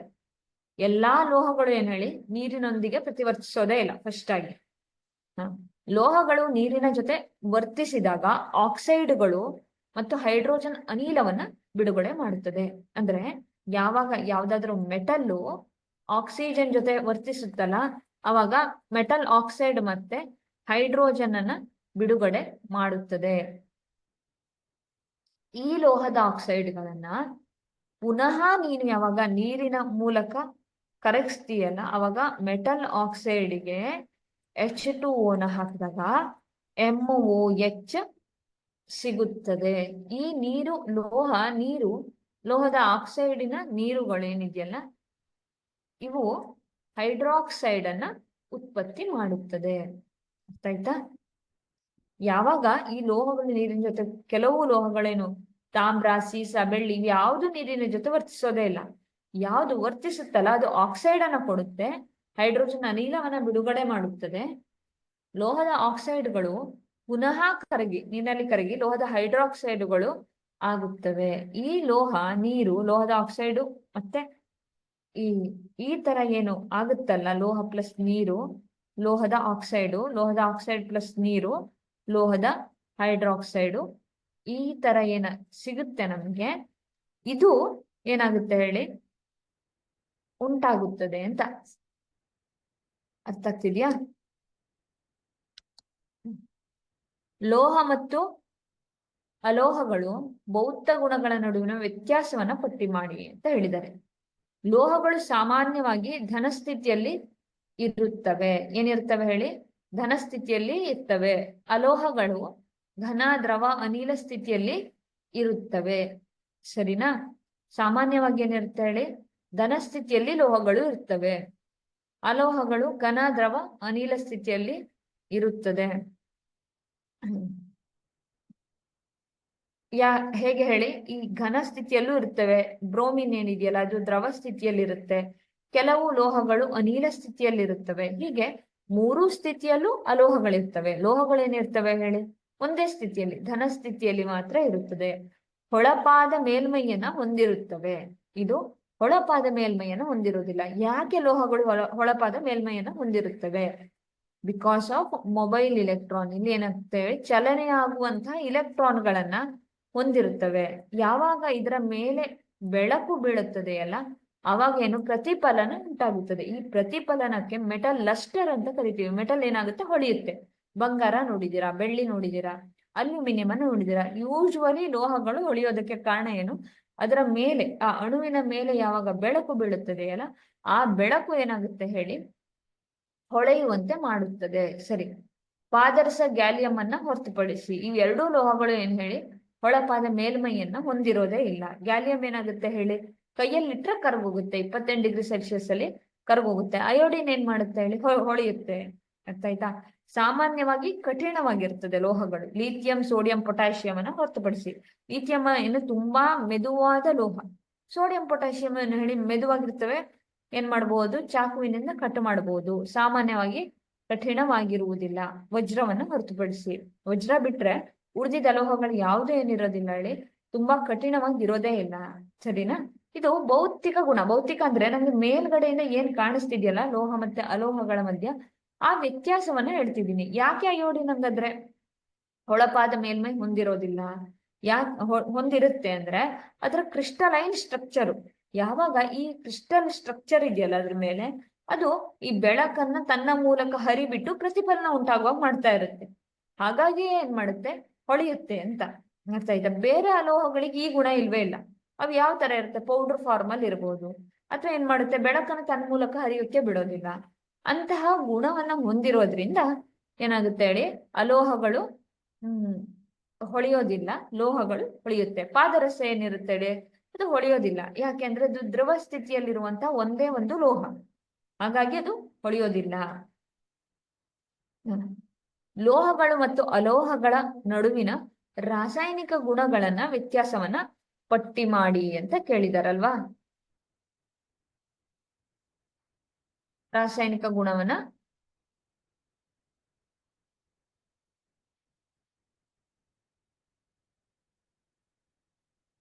ಪಟ್ಟಿ ಮಾಡಿ ಅಂತ ಕೇಳಿದ್ದಾರೆ. ಫಸ್ಟ್ ನಾವು ನೋಡಿದ್ವಲ್ಲ, ಲೋಹಗಳು ಇಲೆಕ್ಟ್ರಾನ್ ದಾನಿಗಳು, ಆದ್ದರಿಂದ ವಿದ್ಯುದ್ಧನೀಯವಾಗಿದೆ. ಅಲೋಹಗಳು ಇಲೆಕ್ಟ್ರಾನ್ಗಳನ್ನ ಸ್ವೀಕಾರ ಮಾಡ್ತಾ ಇರ್ತವೆ, ಆದ್ದರಿಂದ ಅವು ವಿದ್ಯುತ್ ಋಣೀಯವಾಗಿದೆ ಅಂತ ಹೇಳ್ತೀವಿ. ಓಕೆ, ಇಲೆಕ್ಟ್ರಾನ್ ದಾನಿಗಳು ಅಂತ ಹೆಂಗೆ? ಈಗ ನಾನು ಒಂದು ಮೆಗ್ನೇಷಿಯಂ ಅನ್ನ ಕನ್ಸಿಡರ್ ಮಾಡ್ತೀನಿ. Mgಗೆ ಅಟಾಮಿಕ್ ನಂಬರ್ ಎಷ್ಟು ಹೇಳಿ, 12. ಸೊ Mg ಏನ್ ಮಾಡುತ್ತೆ, 10ಕ್ಕೆ ಬರ್ಬೇಕು. ಯಾಕೆ? ನಿಯಾನ್ ಕಾನ್ಫಿಗರೇಷನ್, ಜಡ ಅನಿಲದ ಒಂದು ಅಣುವಿನ್ಯಾಸ ಬೇಕು ಅದಕ್ಕೆ. ಅವಾಗ ಏನ್ ಮಾಡುತ್ತೆ, 2 ಇಲೆಕ್ಟ್ರಾನ್ಗಳನ್ನ ಕೊಟ್ಟು ಬಿಡುತ್ತೆ. ಅರ್ಥ ಆಯ್ತಾ? 2 ಇಲೆಕ್ಟ್ರಾನ್ಗಳನ್ನ ಕೊಡುತ್ತೆ. ಹಾಗಾಗಿ ಇಲೆಕ್ಟ್ರಾನ್ ದಾನಿಗಳಾಗಿರ್ತವೆ. ಅಂದ್ರೆ ಯಾವತ್ತು ಲೋಹಗಳು ಇಲೆಕ್ಟ್ರಾನ್ಗಳನ್ನ ಕೊಟ್ಟು ಬಿಡ್ತವೆ, ಹಾಗೂ ಅವು ವಿದ್ಯುದ್ಧನೀಯವಾಗ್ತವೆ ಅಂತ. ವಿದ್ಯುದ್ಧನೀಯ ಅಂದ್ರೆ ಏನ್ ಹೇಳಿ, Mg+2 ಎಷ್ಟು ಇಲೆಕ್ಟ್ರಾನ್ ಕೊಟ್ಟಿದ್ಯೋ ಅಷ್ಟು ಧನೀಯ ಆಗ್ತವೆ. ಅಲ್ಯೂಮಿನಿಯಂ ಅನ್ನ ಕನ್ಸಿಡರ್ ಮಾಡಿ, Al+3. ಅರ್ಥ ಆಯ್ತಾ? ಎಷ್ಟು ಇಲೆಕ್ಟ್ರಾನ್ ಕೊಡುತ್ತೋ ಅಷ್ಟು ವಿದ್ಯುತ್ ಧನೀಯವಾಗುತ್ತದೆ. ಸಾಮಾನ್ಯವಾಗಿ ಅಯಾನಿಕ್ ಬಂಧವನ್ನ ಉಂಟು ಮಾಡುತ್ತದೆ. ಯಾವುದು? ಲೋಹಗಳು. ಈಗ ಅಯಾನಿಕ್ ಬಂಧ ಅಂದ್ರೆ ಏನು ಅಂತ ನಮ್ಗೆ ಗೊತ್ತಿಲ್ಲ ಅಲ್ವಾ. ಸೊ ಅಯಾನಿಕ್ ಬಂಧ ಅಂದ್ರೆ ಏನು? ಅಯಾನಿಕ್ ಬಂಧ ಅಂದ್ರೆ, ಈಗ ಸೋಡಿಯಂ ಕ್ಲೋರೈಡ್ ಇದು ಅಯಾನಿಕ್ ಬಂಧದಲ್ಲಿದೆ ಅಂದ್ರೆ ಏನರ್ಥ? ಸೋಡಿಯಮ್ಮು 1 ಇಲೆಕ್ಟ್ರಾನ್ ಅನ್ನ ಕಂಪ್ಲೀಟ್ ಆಗಿ ಕೊಡ್ತಿದೆ ಅಂತ. ಯಾರಿಗೆ? ಕ್ಲೋರಿನಿಗೆ. ಸರಿನಾ? 1 ಇಲೆಕ್ಟ್ರಾನ್ ಅನ್ನ ಕಂಪ್ಲೀಟ್ ಆಗಿ ಕೊಡ್ತಾ ಇದೆ. ಈ 2ರ ಮಧ್ಯ ಅಯಾನುಗಳು ಏನಾಗ್ತವೆ ಹೇಳಿ, ಟ್ರಾನ್ಸ್ಫರ್ ಆಗ್ತಿದೆ. ಅಯಾನುಗಳ ವಿನಿಮಯ ಆದ್ರೆ ಅವಿಬ್ರ ಮಧ್ಯೆ ಏನು ಬಂಧ ಉಂಟಾಗುತ್ತಲ್ಲ, ಅದನ್ನ ಅಯಾನಿಕ್ ಬಂಧ ಅಂತ ಕರಿತೀವಿ. ಅರ್ಥ ಆಯ್ತಾ? ಅಯಾನಿಕ್ ಬಂಧ ಅಂತ ಕರಿತೀವಿ. ಅಲೋಹಗಳಲ್ಲಿ ಏನಾಗುತ್ತೆ, ಅಯಾನಿಕ್ ಬಂಧನೂ ಆಗುತ್ತೆ, ಸಹವೆಲೆನ್ಸಿ ಬಂಧನೂ ಉಂಟಾಗುತ್ತದೆ. ಈ ಎರಡು ಬಂಧಗಳು ಉಂಟಾಗುತ್ತದೆ. ಈಗ ಅಯಾನಿಕ್ ಬಂಧ ಅಂದ್ರೆ ನೋಡಿದ್ವಿ, ಸಹವೆಲೆನ್ಸಿ ಬಂಧ. ಇಲ್ಲಿ ನೋಡಿ ವೇಲೆನ್ಸಿ ಅಂತ ಒಂದು ಟರ್ಮ್ ಅಂತ. ವೇಲೆನ್ಸ್ ಅಂದ್ರೆ ಏನು? ಔಟರ್ ಮೋಸ್ಟ್ ಶೆಲ್, ಹೊರಗಡೆಯದೇ ಕವಚ. ಯಾವ ಕವಚದಲ್ಲಿರುವ ಇಲೆಕ್ಟ್ರಾನು ಬೇರೆ ಧಾತುಗಳ ಜೊತೆಗೆ ವರ್ತಿಸುತ್ತಲ್ಲ ಅಂತಹದನ್ನ ವೇಲೆನ್ಸಿ ಅಂತ ಕರಿತೀವಿ ನಾವು. ವೇಲೆನ್ಸ್ ಕವಚ ಅಂತ ಕರಿತೀವಿ. ಹಾಗಾಗಿ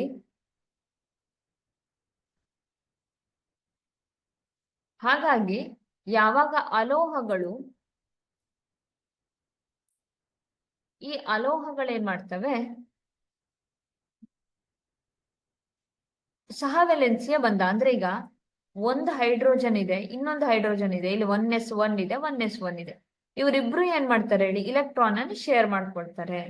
ಅಂದ್ರೆ ಶೇರ್ ಇಬ್ಬರ ಮಧ್ಯೆ ಏನಿರುತ್ತೆ ಹೇಳಿ, ಇಲೆಕ್ಟ್ರಾನ್ ಅನ್ನ ಹಂಚಿಕೊಳ್ಳೋದಾದ್ರೆ ಅದನ್ನ ಸಹವೆಲೆನ್ಸಿ ಬಂಧ ಅಂತ ಕರಿತೀವಿ. ಲೋಹಗಳು ಸಾರತೆ ಕಡಿಮೆ ಇರುವ ಆಮ್ಲಗಳಿಂದ ಹೈಡ್ರೋಜನ್ ಅನ್ನ ಸ್ಥಾನಪಲ್ಲಟಗೊಳಿಸುತ್ತವೆ.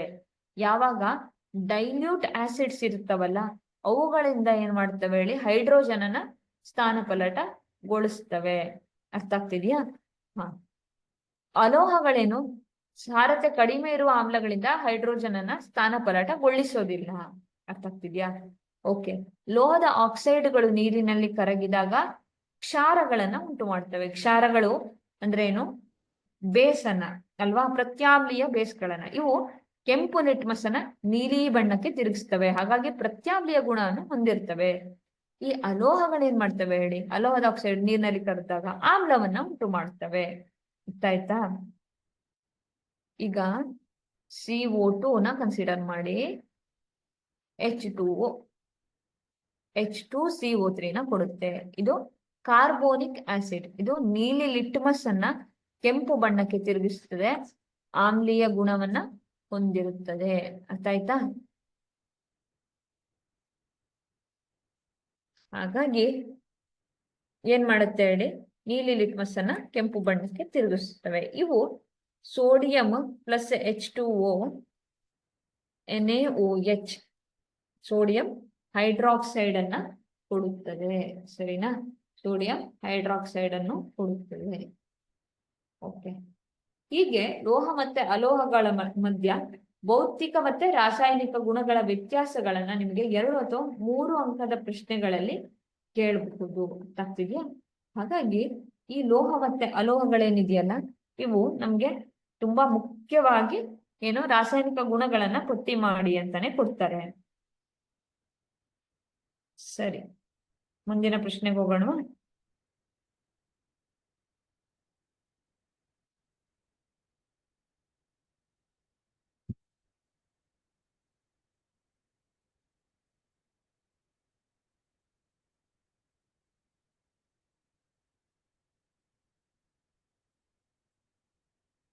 ಅಯಾನಿಕ್ ಸಂಯುಕ್ತಗಳು ಹೆಚ್ಚಿನ ಕರಗುವ ಬಿಂದು ಮತ್ತು ಕುದಿ ಬಿಂದುವನ್ನ ಹೊಂದಿವೆ ಏಕೆ ಅಂತ ಕೇಳಿದ್ದಾರೆ ಅಲ್ವಾ? ಈ ಅಯಾನಿಕ್ ಸಂಯುಕ್ತಗಳು ಹೆಚ್ಚಿನ ಕುದಿ ಬಿಂದು ಮತ್ತು ಕರಗುವ ಬಿಂದುವನ್ನ ಹೊಂದಿರ್ತವೆ. ಯಾಕೆ? ಓಕೆ. ಅಯಾನಿಕ್ ಸಂಯುಕ್ತಗಳು ಹೆಚ್ಚಿನ ಕುದಿ ಬಿಂದು ಮತ್ತು ಹೆಚ್ಚಿನ ಕರಗುವ ಬಿಂದುವನ್ನ ಹೊಂದಿದೆ ಏಕೆಂದ್ರೆ ಈ ಅಯಾನಿಕ್ ಸಂಯುಕ್ತಗಳ ನಡುವೆ ಇರುವಂತ ಅಯಾನಿಕ್ ಬಂಧ ಇದೆಯಲ್ಲ ಇದು ಹೆಚ್ಚು ಪ್ರಬಲವಾಗಿರುತ್ತದೆ. ಅಯಾನಿಕ್ ಬಂಧ ಅಂದ್ರೆ ಏನ್ ಹೇಳಿ, ಒಂದು ಈಗ ಸೋಡಿಯಂ ಮತ್ತೆ ಕ್ಲೋರಿನ್ ಮಧ್ಯೆ ಒಂದು ಬಾಂಡ್ ಇದೆ ಅಂದ್ರೆ ಸೋಡಿಯಂಗೂ 10 ಇದೆ, ಕ್ಲೋರಿನ್ 18 ಆಗ್ಬಿಟ್ಟಿದೆ. ಇವರ ಮಧ್ಯೆ ಒಂದು ಇಲೆಕ್ಟ್ರಾನ್ ಶೇರ್ ಆಗ್ಬಿಟ್ಟಿದೆ. ಹಾಗಾಗಿ ಈ ಬಾಂಡ್ ಅನ್ನು ಅವ್ರು ಬಿಟ್ಕೊಡಕ್ಕೆ ಇಷ್ಟಪಡಲ್ಲ. ಇವರಿಬ್ರು ಏನ್ ಮಾಡ್ತಾರೆ ಹೇಳಿ, ಗಟ್ಟಿಯಾಗಿ ಒಬ್ರನ್ನೊಬ್ರು ಪ್ರಬಲವಾದ ಬಂಧವನ್ನ ಉಂಟು ಮಾಡ್ಕೊಂಡಿರ್ತವೆ. ಇದನ್ನ ಹೊಡಿಬೇಕು. ಇಬ್ರು ಗಟ್ಟಿಯಾಗಿದ್ದಾರೆ ಅಂದ್ರೆ ಹೆಚ್ಚಿನ ಶಕ್ತಿಯನ್ನು ಅಪ್ಲೈ ಮಾಡ್ಬೇಕಾಗುತ್ತೆ. ಹೆಚ್ಚಿನ ಶಕ್ತಿ ಇನ್ ದ ಫಾರ್ಮ್ ಆಫ್ ಏನು, ಹಿಟ್ ಅಲ್ವಾ? ಯಾವಾಗ ನಾನು ಉಷ್ಣತೆಯನ್ನ ಕೊಡ್ತಾ ಹೋಗ್ತೀನಿ ಹೆಚ್ಚಿನ ಶಕ್ತಿಯ ರೂಪದಲ್ಲಿ, ಅವಾಗ ಅಯಾನಿಕ್ ಬಂಧ ಹೊಡಿಬೇಕು. ಯಾವಾಗ ಹೆಚ್ಚಿನ ಶಕ್ತಿ ಕೊಡ್ತೀನಲ್ಲ ಅಂದ್ರೆ ಅರ್ಥ ಏನು ಹೇಳಿ, ಕರ್ಗೋಕೆ ಮತ್ತೆ ಕುದಿಯಕ್ಕೆ. ಇದೆರಡಕ್ಕೂ ಕ್ರಿಸ್ಟಲ್ ತರ ಇರುತ್ತೆ, ಉಪ್ಪಿನ ತರ ಲವಣದ ತರ ಇರೋದು. ಅದೇನಾಗ್ಬೇಕು ಹೇಳಿ, ಆ ಲವಣ ಕರಗ್ಬೇಕು ಮತ್ತೆ ಅದು ಏನ್ ಬೇಕು ಹೇಳಿ, ಕುದಿಬೇಕು. ಈ ಎರಡೂ ಆಗಕ್ಕೆ ಟೈಮ್ ತಗೊಳುತ್ತೆ. ಹಾಗಾಗಿ ಯಾವತ್ತೂ ಅಯಾನಿಕ್ ಸಂಯುಕ್ತಗಳು ಹೆಚ್ಚಿನ ಕರಗುವ ಮತ್ತು ಕುದಿ ಬಿಂದುವನ್ನ ಹೊಂದಿರುತ್ತವೆ. ಓಕೆ. ಉಭಯಧರ್ಮಿ ಆಕ್ಸೈಡುಗಳೆಂದರೇನು? ಉಭಯಧರ್ಮಿ ಆಕ್ಸೈಡ್ಗಳಿಗೆ ಉದಾಹರಣೆಯನ್ನ ಕೊಡಿ ಅಂತ ಹೇಳಿದ್ದಾರೆ. ಉಭಯಧರ್ಮಿ ಅಂತ.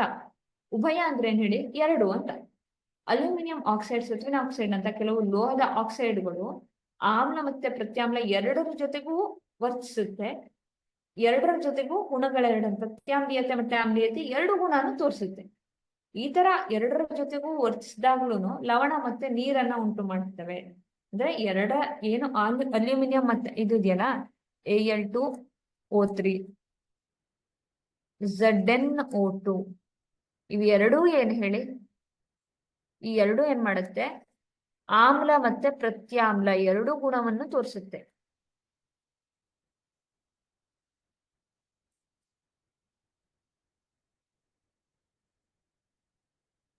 ಲವಣ ಮತ್ತೆ ನೀರನ್ನ ಉತ್ಪತ್ತಿ ಮಾಡುತ್ತದೆ.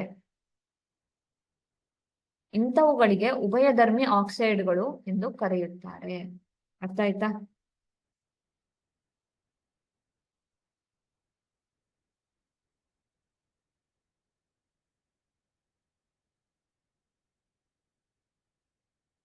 ಅಲ್ಯೂಮಿನಿಯಂ ಅತ್ಯಂತ ಹೆಚ್ಚಿನ ಕ್ರಿಯಾಶೀಲ ಲೋಹವಾಗಿದ್ದರೂ ಇದನ್ನ ಅಡಿಗೆ ಪಾತ್ರಗಳ ತಯಾರಿಕೆಯಲ್ಲಿ ಬಳಸುವರು. ಇದು ಅಲ್ಯೂಮಿನಿಯಂ ಪಾತ್ರೆಗಳನ್ನ ನಾವು ಹೆಚ್ಚಿನ ಕಡೆ ನೋಡ್ತಾ ಇರ್ತೀವಲ್ವಾ. ಸೊ ಇದನ್ನ ಅಡಿಗೆ ಪಾತ್ರೆಗಳ ತಯಾರಿಕೆಯಲ್ಲಿ ಬಳಸ್ತಾರೆ, ಹೆಚ್ಚು ಕ್ರಿಯಾಶೀಲ ಆದ್ರೂ ಸಹಿತ. ಯಾಕೆ ಅಂದ್ರೆ ಈ ಅಲ್ಯೂಮಿನಿಯಂ ಲೋಹ ಏನಾಗಿರುತ್ತೆ, ಈ ಅಲ್ಯೂಮಿನಿಯಂ ಲೋಹ ಗಾಳಿಯ ಜೊತೆ ವರ್ತಿಸಿ ಅಲ್ಯೂಮಿನಿಯಂ ಆಕ್ಸೈಡ್ ಪದರವನ್ನ ಉಂಟು ಮಾಡುತ್ತದೆ. Al2O3 ಅಲ್ಯೂಮಿನಿಯಂ ಆಕ್ಸೈಡ್ ಪದರವನ್ನ ಉಂಟು ಮಾಡುತ್ತದೆ. ಈ ಅಲ್ಯೂಮಿನಿಯಂ ಆಕ್ಸೈಡ್ ಪದರ ಏನಿದೆ, ಇದು ಈ ಅಲ್ಯೂಮಿನಿಯಂ ನಶಿಸುವಿಕೆಯನ್ನ ತಡೆಗಟ್ಟುತ್ತದೆ. ಈ ಅಲ್ಯೂಮಿನಿಯಂ ಇನ್ನೂ ಶಿಥಿಲ ಆಗೋದು ಇದನ್ನ ತಡೆಗಟ್ಟುತ್ತದೆ.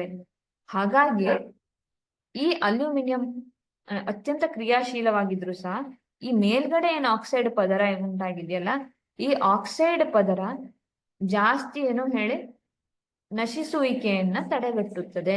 ಹಾಗಾಗಿ ಹೆಚ್ಚು ಕ್ರಿಯಾಶೀಲ ಲೋಹವಾಗಿದ್ರೆ ಸಹ ಇದನ್ನ ಅಡಿಗೆ ಪಾತ್ರಗಳ ತಯಾರಿಕೆಯಲ್ಲಿ ಬಳಸುತ್ತಾರೆ. ಅಂದ್ರೆ ಅದು ಬೇರೆದ್ರ ಜೊತೆಗೆ, ನೀರಿನ ಜೊತೆ ಮತ್ತೆ ಗಾಳಿಯ ಜೊತೆಗೆ ವರ್ತಿಸದೆ ಇರುವ ಹಾಗೆ ನೋಡಿಕೊಳ್ಳುತ್ತದೆ.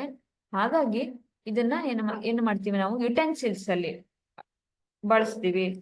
ಒಂದು ಕಾಲದಲ್ಲಿ ಈ ಅಲ್ಯೂಮಿನಿಯಂಗೆ ಬಂಗಾರಕ್ಕಿಂತ ಜಾಸ್ತಿ ಬೆಲೆ ಇತ್ತಂತೆ. ಫ್ರಾನ್ಸ್ ಇದು ಪ್ಯಾರಿಸ್ ಮ್ಯೂಸಿಯಂ ಇದೆಯಲ್ಲ, ಅಲ್ಲಿ ಏನ್ ಮಾಡ್ತಿದ್ರು ಅಂದ್ರೆ ಅಲ್ಯೂಮಿನಿಯಂದು ಒಂದು ಸಣ್ಣ ಬಿಲ್ ಏನೋ ಇಟ್ಟಿದ್ರತ್ತೆ ಪ್ರದರ್ಶನಕ್ಕೆ. ಅಷ್ಟು ಬೆಲೆ ಇತ್ತು ಈ ಅಲ್ಯೂಮಿನಿಯಂಗೆ. ಮೊದ್ಲು ಯಾವಾಗ ಅದು ಡಿಸ್ಕವರ್ ಆಯ್ತಲ್ಲ, ಆವಿಷ್ಕಾರ ಆಯ್ತಲ್ಲ, ಅವಾಗ ಈ ಅಲ್ಯೂಮಿನಿಯಂ ಯಾವಾಗ ಜಾಸ್ತಿ ಸಿಗುತ್ತೆ, ಮೋಸ್ಟ್ ಅಬಂಡೆಂಟ್ ಜಾಸ್ತಿ ಸಿಗುವಂತಹ ಲೋಹಗಳಲ್ಲಿ ಅಲ್ಯೂಮಿನಿಯಂ ಒಂದು. ಯಾವಾಗ ಅದರ ಸಂಸ್ಕರಣೆ, ಅದನ್ನ ತೆಗೆಯುವಂತ ಮೆಥಡ್ ಇದೆಯಲ್ಲ, ಈ ಮೆಥಡ್ ಲೋಹೋದ್ಧರಣ ತುಂಬಾ ಈಸಿ ಆಯ್ತು, ಸುಲಭಕ್ಕೆ ಸಿಗೋಕ್ ಸ್ಟಾರ್ಟ್ ಆಯ್ತು. ಅಲ್ಯೂಮಿನಿಯಂ ಎಲ್ಲ ಕಡೆ ಸಿಗೋಕ್ ಸ್ಟಾರ್ಟ್ ಆಯ್ತು. ಬೆಳ್ಳಿಯ ತರನೇ ಅಲ್ಯೂಮಿನಿಯಂ ಕೂಡ ಅಲ್ವಾ. ಹಾಗಾಗಿ ಇದೇನಾಯ್ತು, ಈ ಬೆಳ್ಳಿಯ ತರ ಅಲ್ಯೂಮಿನಿಯಂ ಆಗಿರೋದಕ್ಕೆ ಏನ್ ಮಾಡಕ್ ಸ್ಟಾರ್ಟ್ ಮಾಡಿದ್ರೆ ಹೇಳಿ, ಅದು ಜಾಸ್ತಿ ಬಳಸ್ತಾನೆ ಇರ್ಲಿಲ್ಲ, ತುಂಬಾ ಅದಕ್ಕೂ ಏನೋ ದುಬಾರಿ ಆಗ್ತಾ ಬಂದಿತ್ತು. ಯಾವಾಗ ಪದೇ ಪದೇ ಸಿಗಕ್ ಸ್ಟಾರ್ಟ್ ಆಯ್ತಲ್ಲ, ಅವಾಗ ಅಲ್ಯೂಮಿನಿಯಂ ಬೆಲೆ ಕಡಿಮೆ ಆಯ್ತು. ಆತರ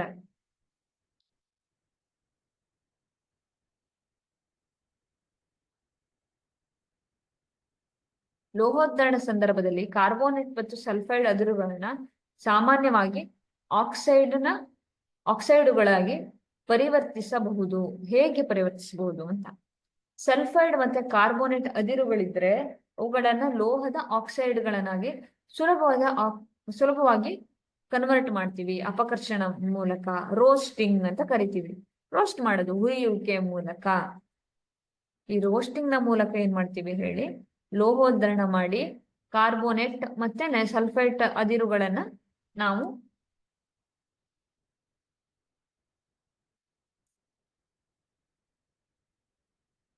ಏನ್ ಮಾಡ್ತೀವಿ, ಲೋಹೋದ್ಧರಣ ಮಾಡಿ ನಮ್ಗೆ ಯಾವ ಲೋಹ ಬೇಕಲ್ಲ ಆ ಲೋಹವನ್ನ ಪಡ್ಕೊಳ್ತೀವಿ. ಸರಿನಾ? ಹೊಳಪನ್ನು ಕಳೆದುಕೊಂಡ ತಾಮ್ರದ ಪಾತ್ರೆಗೆ ನಿಂಬೆ ಅಥವಾ ಹುಣಸೆ ರಸದಿಂದ ಸ್ವಚ್ಛಗೊಳಿಸುವುದನ್ನ ನೀವು ನೋಡಿರ್ತೀರಿ. ಈ ಪಾತ್ರೆಗಳು ಸ್ವಚ್ಛವಾಗಿಸಲು ಈ ಹುಳಿ ವಸ್ತುಗಳು ಏಕೆ ಪರಿಣಾಮಕಾರಿಯಾಗಿದೆ? ನೋಡಿ, ಮನೆಯಲ್ಲಿರೋ ದೇವರ ಪಾತ್ರೆ ಇರ್ಬೋದು ಅಥವಾ ತಾಮ್ರದ ಪಾತ್ರೆಗಳಿರ್ಬೋದು, ಈ ಎಲ್ಲಾ ಪಾತ್ರೆಗಳನ್ನು ನಾವು ಹುಣಸೆ ಹಣ್ಣು ಅಥವಾ ಯಾವ್ದಾದ್ರು ಪೀತಾಂಬರಿ ಅಂತೆ ಅಲ್ವಾ? ಇವೆಲ್ಲ ನಿಂಬೆ ಹಣ್ಣಂತೆ ಇವೆಲ್ಲದ ಹುಳಿ ವಸ್ತುವಿನಿಂದ ನಾವೇನ್ ಮಾಡ್ತಾ ಇರ್ತೀವಿ ಹೇಳಿ, ತೊಳಿತೀವಿ. ಅವಾಗ ಏನಾಗುತ್ತೆ, ಮತ್ತೆ ಅದೇ ಹೊಳಪು ಬರ್ತಾ ಇರುತ್ತೆ.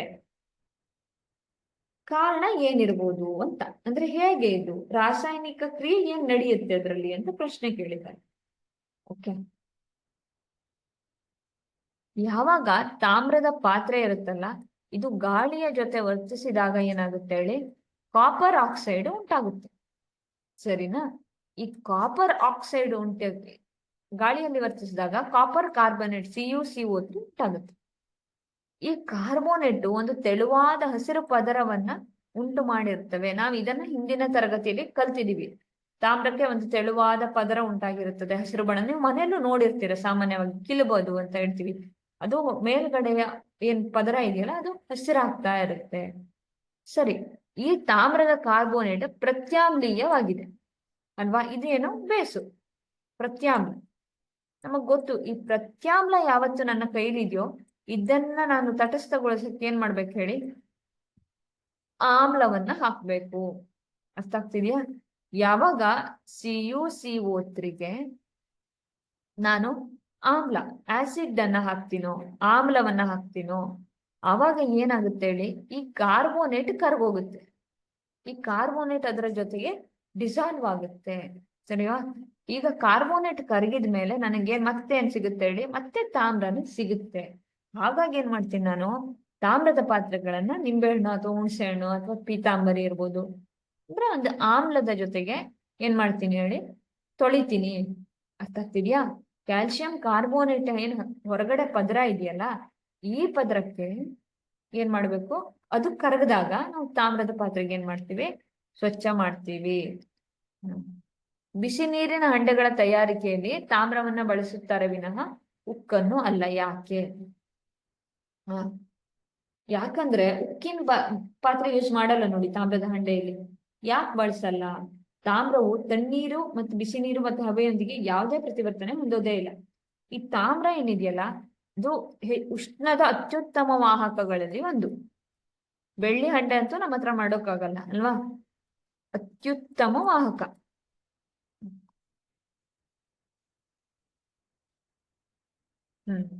ತಾಮ್ರ ಏನಾಗೋದಿಲ್ಲ ಹೇಳಿ, ನೀರಿನ ಜೊತೆ ವರ್ತಿಸೋದೇ ಇಲ್ಲ,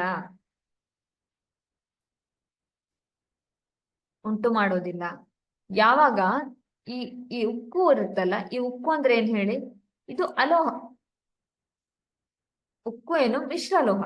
ಅದ್ರಲ್ಲಿ ಏನಿರುತ್ತೆ, ಕಬ್ಬಣ ಇರುತ್ತೆ. ಕಬ್ಬಣ ಹಬೆ ಜೊತೆಗೆ ರಿಯಾಕ್ಟ್ ಆಗ್ಬಿಡುತ್ತೆ, ಸ್ಟೀಮಿನ ಜೊತೆಗೆ ರಿಯಾಕ್ಟ್ ಆಗಿ ಆಕ್ಸೈಡ್ ಗಳನ್ನ ಕೊಡುತ್ತೆ. ಹಾಗಾಗಿ ಏನ್ ಮಾಡ್ತೀನಿ ನಾನು, ರಾಸಾಯನಿಕ ಕ್ರಿಯೆಗೆ ಒಳಪಡುತ್ತೆ ಅದು. ಇದು ಏನಾಗಲ್ಲ, ರಾಸಾಯನಿಕ ಕ್ರಿಯೆಗೆ ಒಳಪಡೋದೇ ಇಲ್ಲ. ಹಾಗಾಗಿ ತಾಮ್ರದ ಹಂಡೆ ಏನಿರುತ್ತಲ್ಲ, ಹಂಡೆ ಮಾಡ್ತೀವಿ ಅಥವಾ ಬಿಸಿ ನೀರನ್ನ ಇಟ್ಕೊಳಕ್ ಬಳಸ್ಕೊಳ್ತೀವಿ. ಇನ್ನೂ ಒಂದು ಕಾರಣ ಏನು ಗೊತ್ತಾ, ಬೇಗ ತಣಿಯೋದಿಲ್ಲ. ನೀವು ಗಮನಿಸಿರ್ಬೋದು, ತಾಮ್ರ ಅಥವಾ ಬೆಳ್ಳಿಯ ಪಾತ್ರೆಗಳಲ್ಲಿ ನೀವು ಬಿಸಿಯ ಪದಾರ್ಥಗಳನ್ನ ಇಟ್ಟಾಗ ಅವು ಏನಾಗೋದಿಲ್ಲ, ಬೇಗ ತಣಿಯೋದಿಲ್ಲ. ತಾಮ್ರದ ಹಂಡೆಗೆ ಒಂದು ಮೇಲ್ಗಡೆ ಒಂದು ಪಾತ್ರೆನ ಹೀಗೆ ಮುಚ್ಚಿಟ್ರೆ, ಪ್ಲೇಟ್ ಅನ್ನ ಇಟ್ರೆ ಏನಾಗೋದಿಲ್ಲ ಹೇಳಿ, ಹೊರಗಡೆ ಬಿಸಿ ಹೋಗೋದೇ ಇಲ್ಲ. ಅಷ್ಟು ಉಷ್ಣತೆಯನ್ನ ಏನ್ ಮಾಡುತ್ತೆ ಹೇಳಿ, ಒಳಗಡೆ ಕಾಯ್ದುಕೊಂಡಿರುತ್ತೆ, ಉಷ್ಣತೆಯ ವಾಹಕ ಆಗಿರುತ್ತೆ. ಈ ಎಲ್ಲಾ ಕಾರಣದಿಂದ ಏನ್ ಮಾಡ್ತೀವಿ, ತಾಮ್ರದ ಹಂಡೆಯನ್ನ ಬಳಸ್ತಾ ಇದ್ದೀವಿ. ಓಕೆ, ಸೋಡಿಯಂ ಮತ್ತೆ ಪೊಟ್ಯಾಷಿಯಂ ಲೀಥಿಯಂಗಳನ್ನ ಸೀಮೆ ಎಣ್ಣೆಯಲ್ಲಿ ಯಾಕೆ ಉಪಯೋಗಿಸಿರ್ತಾರೆ? ಮಕ್ಕಳೇ, ನಾವು ಆವರ್ತಕ ಕೋಷ್ಟಕನ ನೋಡಿದಾಗ ನಮ್ಗೊಂದು ಕಾಣಿಸುತ್ತೆ, ಅಲ್ಕಲಿ ಮೆಟಲ್ಗಳು ಅಂತ ಅಲ್ವಾ? ಅಲ್ಕಲಿ ಲೋಹಗಳು ಅಂದ್ರೆ ಏನು? ಅಲ್ಕಲಿ ಲೋಹಗಳು ಅಂದ್ರೆ ಏನು ಮಕ್ಕಳು? ಅಲ್ಕಲಿ ಲೋಹಗಳು ಅಂದ್ರೆ ಯಾವಾಗ ಅದು ನೀರಿನ ಜೊತೆ ವರ್ತಿಸುತ್ತಲ್ಲ, ಅವಾಗ ಪ್ರತ್ಯಾಮ್ಲವನ್ನ, ಕ್ಷಾರವನ್ನು ಉಂಟು ಮಾಡುತ್ತೆ ಅಂತ ಅರ್ಥ. ಗಾಳಿಯಲ್ಲಿ ತೆರೆದಿಟ್ಟಾಗ ಕ್ಷಿಪ್ರವಾಗಿ ವರ್ತಿಸಿ ಬೆಂಕಿ ಹತ್ಕೊಳ್ಳುತ್ತೆ. ಆಯ್ತಾ? ಯಾವಾಗ ಎಣ್ಣೆ ಗಾಳಿಯ ಜೊತೆಗೆ ಆಕ್ಸಿಜನ್ ಜೊತೆ ವರ್ತಿಸುತ್ತಲ್ಲ, ಅವಾಗ NaO ಸೋಡಿಯಂ ಆಕ್ಸೈಡ್ ಅನ್ನ ಕೊಡುತ್ತದೆ, ಕ್ಷಿಪ್ರವಾಗಿ ವರ್ತಿಸುತ್ತದೆ. ಹಾಗಾಗಿ ಸೋಡಿಯಂ, ಪೊಟ್ಯಾಷಿಯಂ ಮತ್ತು ಲೀಥಿಯಂ ಲೋಹಗಳನ್ನು ಸಂರಕ್ಷಿಸಲು ಮತ್ತು ಆಕಸ್ಮಿಕವಾಗಿ ಬೆಂಕಿ ಹತ್ತಿಸಿಕೊಳ್ಳುವುದನ್ನ ತಪ್ಪಿಸೋಕೆ ನಾವು ಸೀಮೆ ಎಣ್ಣೆಯಲ್ಲಿ ಇಡ್ತೀವಿ. ಇವೇನು, ಆಕ್ಸಿಜನ್ ಜೊತೆ ನೀರಿನ ಜೊತೆ ಎಲ್ಲ ಏನ್ ಮಾಡ್ತವೆ, ಬೇಗ ಬೇಗ ಬೇಗ ರಿಯಾಕ್ಷನ್ ಪ್ರತಿವರ್ತಿಸುತ್ತಾ ಇರುತ್ತೆ. ಅದ್ರ ಸೀಮೆ ಎಣ್ಣೆ ಜೊತೆ ಆಗೋದಿಲ್ಲ. ಹಾಗಾಗಿ ಸೀಮೆ ಎಣ್ಣೆಯಲ್ಲಿ ವರ್ತಿಸುತ್ತೆ. ನೋಡಿ, ಹಬೆಯೊಂದಿಗಿನ ಕಬ್ಬಿಣದ ಪ್ರತಿವರ್ತನೆ. ಯಾವಾಗ ಕಬ್ಬಿಣ ನೀರಿನ ಜೊತೆ ವರ್ತಿಸುತ್ತಲ್ಲ, ಸ್ಟೀಮ್ ಜೊತೆ ವರ್ತಿಸುತ್ತಲ್ಲ, ಅವಾಗ ಏನ್ ಕೊಡುತ್ತೆ? Fe3O4 ferric oxide. ಈ ಐರನ್ನಿಗೆ ಚಾರ್ಜು Fe+3 ಇರುತ್ತೆ. Fe+2 ಇದ್ರೆ ಫೆರಸ್, Fe+3 ಇದ್ರೆ ಫೆರಿಕ್ ಆಕ್ಸೈಡ್ಗಳನ್ನ ಕೊಡುತ್ತವೆ. ಅರ್ಥ ಆಯ್ತಾ? ನೆಕ್ಸ್ಟ್ ಸೋಡಿಯಂ ಮತ್ತೆ ಪೊಟ್ಯಾಷಿಯಂಗಳೊಂದಿಗೆ ಲೋಹದ ವರ್ತನೆ ಗೊತ್ತು ನಮ್ಗೆ. K+H2O gives KOH+H2 plus heat, ಉಷ್ಣ, KOH. ಅರ್ಥ ಆಯ್ತಾ? Na+H2O, NaOH, H2 ಉಷ್ಣ ಶಕ್ತಿ. ಈ ಕೆಳಗಿನವುಗಳನ್ನ ನಿರೂಪಿಸಿ ಅಂತ ಕೊಟ್ಟಿದ್ದಾರೆ. ಅಂದ್ರೆ ಇದೆಲ್ಲ ಏನು ಹೇಳಿ 2 ಅಂಕದ ಪ್ರಶ್ನೆಗಳಾಗಿದ್ದಾವೆ. ಅದಿರು ಅಂದ್ರೆ ಏನು? ಕೆಲವು ಸ್ಥಳಗಳಲ್ಲಿ ಖನಿಜಗಳು ಅತ್ಯಂತ ಹೆಚ್ಚಿನ ಪ್ರಮಾಣದಲ್ಲಿ ನಿರ್ದಿಷ್ಟ ಲೋಹಗಳನ್ನು ಹೊಂದಿರ್ತವೆ. ಇವುಗಳಿಂದ ಲಾಭದಾಯಕವಾಗಿ ಹೊರತೆಗಿಬಹುದು. ಅಂದ್ರೆ ಅದಿರುಗಳು ಅಂದ್ರೆ ಏನು ಅಂತ. ಈಗ ನಾನೊಂದು ಸ್ಥಳ ತಗೊಂಡಿದ್ದೀನಿ, ಅಲ್ಲಿ ನಂಗೆ ಈಗ ಕೋಲಾರದಲ್ಲಿ ಗೋಲ್ಡ್ ಅಂತ ಅನ್ಕೊಳ್ಳಿ, ಚಿನ್ನ ಸಿಗ್ತಿದೆ, ಚಿನ್ನದ ಅದಿರು ಸಿಗುತ್ತೆ. ಅದಿರು ಅಂದ್ರೆ ಏನ್ ಹೇಳಿ? ಲಾಭದಾಯಕವಾಗಿ ಹೊರಗೆ ತೆಗಿಬಹುದು. ಅಂದ್ರೆ ಯಾವಾಗ ನೀನು ಅದನ್ನ ಜಾಸ್ತಿ ತೆಗಿತೀಯೋ, ಆ ಮಣ್ಣಿನಲ್ಲಿ ಬಂಗಾರ ಇದೆ ಅಂತ. ಯಾವಾಗ ಇದನ್ನ ನೀನು ಕಮರ್ಷಿಯಲ್ ಆಗಿ ಅಂದ್ರೆ ಅದೇ ನೀನು ಚಿನ್ನನೇ ತೆಗಿತಾ ಇದ್ರು ಸಹ ತೆಗೆದು ನೀನು ಲಾಭದಾಯಕವಾಗಿ ಹೊರಗೆ ತೆಗಿಬಹುದು ಅದನ್ನ. ಅಂತಹ ಜಾಗದಲ್ಲಿದ್ರೆ ಅಂತಹ ಖನಿಜಗಳನ್ನ ಏನಂತ ಕರಿತೀವಿ? ಅದಿರುಗಳು ಅಂತ ಕರಿತೀವಿ. ಅರ್ಥ ಆಯ್ತಾ? ಕ್ರಿಯಾಶೀಲತೆ ಸರಣಿಯಲ್ಲಿ ಮಧ್ಯದಲ್ಲಿರುವ ಅದಿರುಗಳನ್ನ ಹೇಗೆ ಉದ್ಧರಿಸಬಹುದು ಅಂತ ಕೇಳಿದ್ದಾರೆ ನೋಡಿ.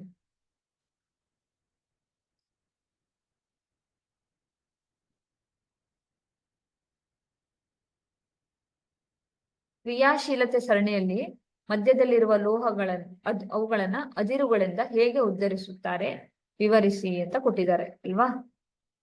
ಮಿಶ್ರ ಲೋಹಗಳು ಎಂದ್ರೇನು? ಕಂಚು ಮತ್ತು ಬೆಸುಗೆ ಲೋಹದಲ್ಲಿರುವ ಘಟಕಗಳನ್ನ ತಿಳಿಸಿ ಅಂತ ಹೇಳಿದ್ದಾರೆ. ಮಿಶ್ರ ಲೋಹ ಅಂದ್ರೆ 2 ಅಥವಾ ಹೆಚ್ಚು ಲೋಹಗಳು ಅಥವಾ ಅಲೋಹಗಳ ಮಿಶ್ರಣ, ಸಮರೂಪದ ಮಿಶ್ರಣ ಇದ್ರೆ ಅವುಗಳನ್ನ ಮಿಶ್ರ ಲೋಹ ಅಂತ ಕರಿತೀವಿ. ತಾಮ್ರ ಮತ್ತೆ ತವರ ಕೂರ್ಸಿದ್ರೆ ಹಿತ್ತಾಳೆ ಆಗುತ್ತೆ ಅಲ್ವಾ?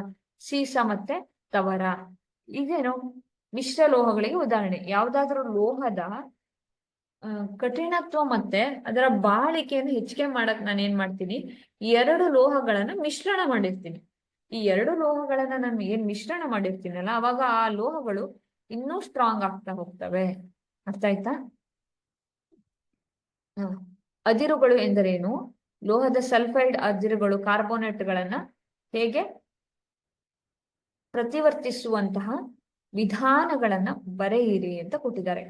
ಕೆಲವು ಸ್ಥಳಗಳಲ್ಲಿ ಏನ್ ಹೇಳಿ ಲಾಭದಾಯಕವಾಗಿ ಹೊರಗೆ ತೆಗೆಯಬಹುದು, ಅದನ್ನ ಅದಿರುಗಳು ಅಂತ ಕರಿತೀವಿ. ಒಂದು ಹುರಿಯುವಿಕೆ ಅಂದ್ರೆ ಏನ್ ಹೇಳಿ? ಯಾವಾಗ ಗಾಳಿಯಲ್ಲಿ ಇರ್ತೀವಲ್ಲ, ಗಾಳಿಯ ಸಹಾಯದಿಂದ ಕೆಲಸ ಮಾಡ್ತೀವಲ್ಲ, ಅವಾಗ ಹುರಿಬಹುದು. ಇನ್ನೊಂದು ಕಾಯಿಸುವಿಕೆ, ಹೀಟ್ ಮಾಡ್ತೀವಿ. ಈ 2ರಿಂದನೂ ಏನ್ ಮಾಡ್ತೀವಿ? ಲೋಹಗಳನ್ನ ಹೊರಗೆ ತೆಗಿತೀವಿ. ಅರ್ಥ ಆಗ್ತಿದ್ಯಾ?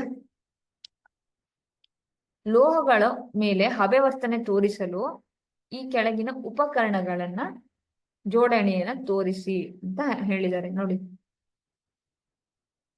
ಯಾವಾಗ ಇಲ್ಲಿ ನೋಡಿ ಲೋಹ ಇದೆ, ಇಲ್ಲಿ ಬರ್ನರ್ ಇದೆ. ಯಾವಾಗ ನೀನು ಹಾಕ್ತೀಯಲ್ಲ, ಈ ಲೋಹದ ಚೂರನ್ನ ಹಾಕ್ತೀವಿ, ನೀರಿನಲ್ಲಿ ಅದ್ದಿದ ಗಾಜಿನ ನೂಲು ಇದು. ಆಯ್ತಾ? ಯಾವಾಗ ಈ ಲೋಹದ ಚೂರನ್ನ ಹಾಕ್ತಾ ಹೋಗ್ತೀನೋ, ಈ ಲೋಹದ ಚೂರನ್ನ ಹಾಕಿದಾಗ ಏನ್ ಮಾಡ್ತವೆ? ಈ ಹಬೆ ಏನ್ ಮಾಡುತ್ತೆ? ಹಬೆಯ ಜೊತೆಗೆ ಅದು ವರ್ತಿಸಿ ಹೈಡ್ರೋಜನ್ ಅನಿಲವನ್ನ ಬಿಡುಗಡೆ ಮಾಡುತ್ತದೆ. ಅರ್ಥ ಆಗ್ತಾ ಇದೆಯಾ? ಹಬೆಯನ್ನ ವರ್ತಿಸಿ ಆಕ್ಸೈಡುಗಳನ್ನು ಕೊಡ್ತಾ ಹೋಗುತ್ತೆ.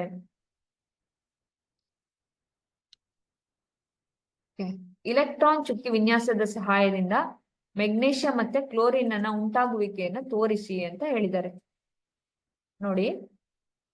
ಮೆಗ್ನೀಷಿಯಂ ಮತ್ತೆ ಕ್ಲೋರಿನ್ ಹೇಗೆ ಅವರಿಬ್ಬರ ಮಧ್ಯೆ ಬಂಧ ಉಂಟಾಗುತ್ತದೆ ಅಂತ ಕೇಳಿದ್ದಾರೆ. ಮೆಗ್ನೀಷಿಯಂ ಅಲ್ವಾ, 3s2, ಕ್ಲೋರಿನ್ 3p5 ಇದೆ ಅಲ್ವಾ? 3p5 ಇದೆ. ಇದು 2 ಇಲೆಕ್ಟ್ರಾನ್ಗಳನ್ನ ಕ್ಲೋರಿನಿಗೆ ಕೊಡುತ್ತೆ. ಆದ್ರೆ ಕ್ಲೋರಿನ್ಗೆ ಏನ್ ಹೇಳಿ, ಒಂದೇ ಎಲೆಕ್ಟ್ರಾನ್ ಸಾಕು. ಹಾಗಾಗಿ 2 ಕ್ಲೋರಿನ್ ಇಲೆಕ್ಟ್ರಾನ್ ಏನ್ ಮಾಡುತ್ತೆ, 2 ಮೆಗ್ನೀಷಿಯಂ ಇಂದ 2 ಇಲೆಕ್ಟ್ರಾನ್ ಅನ್ನು ತಗೊಳುತ್ತೆ. ಹಾಗಾಗಿ ಒಂದು ಮೆಗ್ನೀಷಿಯಮು 2 ಕ್ಲೋರಿನ್ ಜೊತೆ ಏನ್ ಮಾಡುತ್ತೆ ಹೇಳಿ, ಸಂಯುಕ್ತವನ್ನ ಉಂಟು ಮಾಡುತ್ತದೆ. ಅರ್ಥ ಆಯ್ತಾ?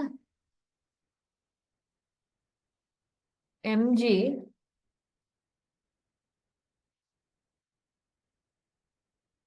Cl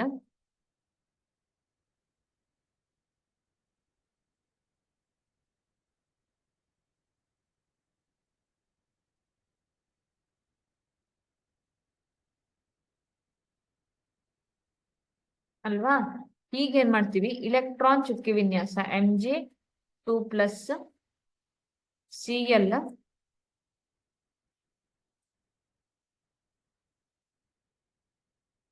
dot twice.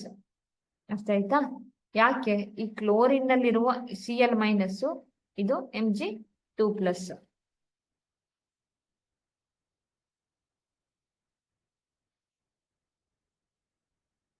ಸರಿನಾ? ಇಲೆಕ್ಟ್ರಾನ್ ಚುಕ್ಕೆ ವಿನ್ಯಾಸ.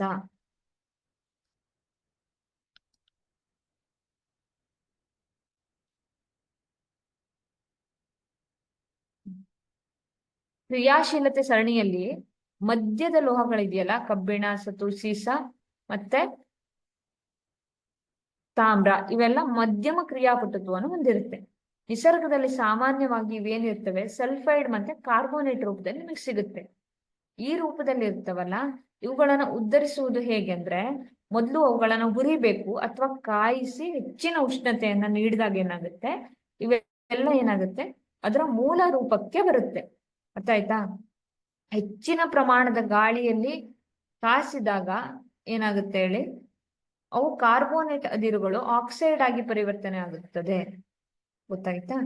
ಕಡಿಮೆ ಗಾಳಿಯಲ್ಲಿ ಕಾಯಿಸಬೇಕು, ಇದನ್ನ ಕಾಸುವಿಕೆ ಅಂತ ಹೇಳ್ತೀವಿ. ಹೆಚ್ಚಿನ ಗಾಳಿಯಲ್ಲಿ ನಾವು ಕಾಯಿಸಿದಾಗ ಅದನ್ನ ಹುರಿಯುವಿಕೆ ಅಂತ ಕರಿತೀವಿ. ರೋಸ್ಟಿಂಗ್ ಮತ್ತೆ ಕ್ಯಾಲ್ಸಿನೇಷನ್ ಅಂತ ಕರಿತೀವಿ. ಅರ್ಥ ಆಯ್ತಾ? ಹಾಗೆ ಮಾಡಿ ಕಡಿಮೆ ಕ್ರಿಯಾಪಟು ಮಧ್ಯಮ ಭಾಗದಲ್ಲಿರುವಂತದ್ದನ್ನ ಏನ್ ಮಾಡ್ತೀವಿ, ಅದರ ಲೋಹಗಳಾಗಿ ಕನ್ವರ್ಟ್ ಮಾಡ್ತಾ ಇರ್ತೀವಿ. ಮುಂದಿನ ಪ್ರಶ್ನೆ ನೋಡಿ, ಈಗ ಜಿಂಕ್ ಅನ್ನ ಕನ್ಸಿಡರ್ ಮಾಡಿದ್ರೆ, ಜಿಂಕ್ ಸಲ್ಫೈಡ್ ಇದೆ. ಇದನ್ನ ನಾನು ಗಾಳಿಯಲ್ಲಿ ಕಾಯಿಸಿದಾಗ ಜಿಂಕ್ ಆಕ್ಸೈಡ್ ಸಿಕ್ತು. ಈ ಜಿಂಕ್ ಆಕ್ಸೈಡ್ ಅನ್ನ ಏನಾಗುತ್ತೆ ಹೇಳಿ, ಕಾಯಿಸುವಿಕೆಯಿಂದ ZnO+CO2 ಸಿಕ್ತು. ಓಕೆನಾ? 4 ಸಾಮಾನ್ಯ ಲಕ್ಷಣಗಳನ್ನ ಪಟ್ಟಿ ಮಾಡಿ ಅಯಾನಿಕ್ ಸಂಯುಕ್ತಗಳದ್ದು ಅಂತ. ಅಯಾನಿಕ್ ಸಂಯುಕ್ತಗಳು ಘನ ವಸ್ತುಗಳಾಗಿರ್ತವೆ ಅಲ್ವಾ? ಸೋಡಿಯಂ ಕ್ಲೋರೈಡ್ NaCl ಯಾವ ವಸ್ತು ಆಗಿದೆ? ಇದು ಘನ ವಸ್ತುಗಳಾಗಿರ್ತವೆ. ಧನ ಮತ್ತು ಋಣ ಅಯಾನ್ ಅನ್ನ ಹೊಂದಿರುತ್ತವೆ. ನಡುವೆ ಇರುವ ಪ್ರಬಲ ಆಕರ್ಷಣಾ ಬಲದಿಂದ ಕಠಿಣವಾಗೂ ಇರ್ತವೆ. ಸಾಮಾನ್ಯ ಒತ್ತಡ ಹಾಕಿದಾಗ ಏನಾಗುತ್ತೆ, ಬಿದುರತ್ವವನ್ನ ಹೊಂದಿದ್ದು ಪುಡಿ ಆಗ್ತವೆ. ಕ್ರಿಸ್ಟಲ್ ರೂಪದಲ್ಲಿ ಇರ್ತವೆ, ಅರ್ಧಾಗಿ ಏನಾಗುತ್ತೆ, ಪುಡಿ ಆಗುತ್ತೆ. ಹೆಚ್ಚಿನ ಕರಗುವ ಮತ್ತೆ ಕುದಿ ಬಿಂದುಗಳನ್ನು ಹೊಂದಿರ್ತವೆ. ಯಾಕಂದ್ರೆ ಇವರ ಮಧ್ಯೆ ಏನು ಬಾಂಡಿಂಗ್ ಆಗಿದೆಯಲ್ಲ, ಒಬ್ರಿಗೊಬ್ರು ಇಲೆಕ್ಟ್ರಾನ್ ಕೊಟ್ಕೊಂಡು ಇವರು ಸ್ಟ್ರಾಂಗ್ ಬಾಂಡ್ ಆಗಿದ್ದಾರೆ. ಈ ಬಾಂಡ್ ಅನ್ನ ಬ್ರೇಕ್ ಮಾಡೋದು, ಒಡೆಯೋದು ನಮಗ್ ತುಂಬಾ ಕಷ್ಟ. ಈ ಬಾಂಡ್ ಅನ್ನ ಬ್ರೇಕ್ ಮಾಡೋದು ಕಷ್ಟ ಆಗಿರೋದಕ್ಕೆ ಹೆಚ್ಚಿನ ಉಷ್ಣತೆಯನ್ನು ಕೊಡಬೇಕಾಗುತ್ತದೆ.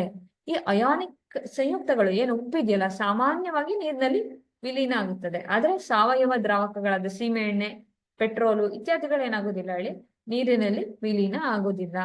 ವಿದ್ಯುತ್ ವಾಹಕತೆ ಅಂದ್ರೆ ಒಂದು ದ್ರಾವಣದ ಮೂಲಕ ವಿದ್ಯುತ್ತನ ಹರಿವಿಕೆನ ವಿದ್ಯುದಾವೇಶ ಕಣಗಳಿದೆಯಲ್ಲ, ಅವುಗಳ ಚಲನೆಯನ್ನ ಉಂಟು ಆಗಿರುತ್ತವಲ್ಲ, ಇಂಥವನ್ನ ಹೊಂದಿರೋದಕ್ಕೆ ವಿದ್ಯುತ್ ಹಾಯಿಸಿದಾಗ ಅವು ವಿರುದ್ಧ ವಿದ್ಯುದ್ವಾರದ ಕಡೆಗೆ ಹೋಗುತ್ತೆ. ಅಂದ್ರೆ ಕ್ಯಾಟಯಾನ್ ಮತ್ತೆ ಆನಯನ್ಗಳಾಗಿ ಚಲಿಸ್ತಾ ಇರ್ತವೆ. ಘನ ಸ್ಥಿತಿಯಲ್ಲಿ ಇದ್ದಾಗ ಏನಾಗೋದಿಲ್ಲ ಹೇಳಿ, ತಮ್ಮ ಮೂಲಕ ವಿದ್ಯುತ್ತನ್ನ ಹರಿಬಿಡೋದಿಲ್ಲ. ಇದು ನಮಗ್ ಗೊತ್ತು. ಯಾವಾಗ ದ್ರವ ಸ್ಥಿತಿಯಲ್ಲಿ ಇರ್ತವಲ್ಲ, ಅವಾಗ ಏನ್ ಮಾಡ್ತವೆ ಹೇಳಿ, ಈ ಇಲೆಕ್ಟ್ರಾನ್ಗಳು ಪಾಸಿಟಿವ್ ಇರೋದು ನೆಗೆಟಿವ್ ಕಡೆಗೆ ಹೋಗುತ್ತೆ, ನೆಗೆಟಿವ್ ಇರೋದು ಪಾಸಿಟಿವ್ ಕಡೆಗೆ. ಈಗ Na+ ಇದ್ರೆ ನೆಗೆಟಿವ್ ಕಡೆ ಹೋಗುತ್ತೆ, Cl- ಇರೋದು ಪಾಸಿಟಿವ್ ಕಡೆ ಹೋಗುತ್ತೆ. ಈ ತರ ಆಗಿ ಏನಾಗ್ತವೆ ಹೇಳಿ, ಅವು ತನ್ನ ಮೂಲಕ ವಿದ್ಯುತ್ತನ್ನ ಹರಿಯೋಕೆ ಬಿಡ್ತಾ ಇರ್ತವೆ. ಅರ್ಥ ಆಯ್ತಾ? ಒಂದು ಭೌತಿಕ ಸ್ಥಿತಿ, ಇನ್ನೊಂದು ಕರಗುವ ಬಿಂದು, ಇನ್ನೊಂದು ವಿಲೀನತೆ. ಇನ್ನೊಂದು ವಿದ್ಯುತ್ ವಾಹಕತೆ. ಲೋಹಗಳನ್ನ ಅಡಿಗೆ ಪಾತ್ರೆ ತಯಾರಿಕೆಯಲ್ಲಿ ಉಪಯೋಗಿಸುತ್ತಾರೆ, ಮತ್ತೆ ಸೋಡಿಯಂ ಲೋಹವನ್ನ ಸೀಮೆ ಎಣ್ಣೆಯಲ್ಲಿ ಶೇಖರಿಸುತ್ತಾರೆ ಅಂತ ಇದೆ ನೋಡಿ. ಯಾಕೆ ಅಂತ ಕೇಳಿದಾರಲ್ವಾ.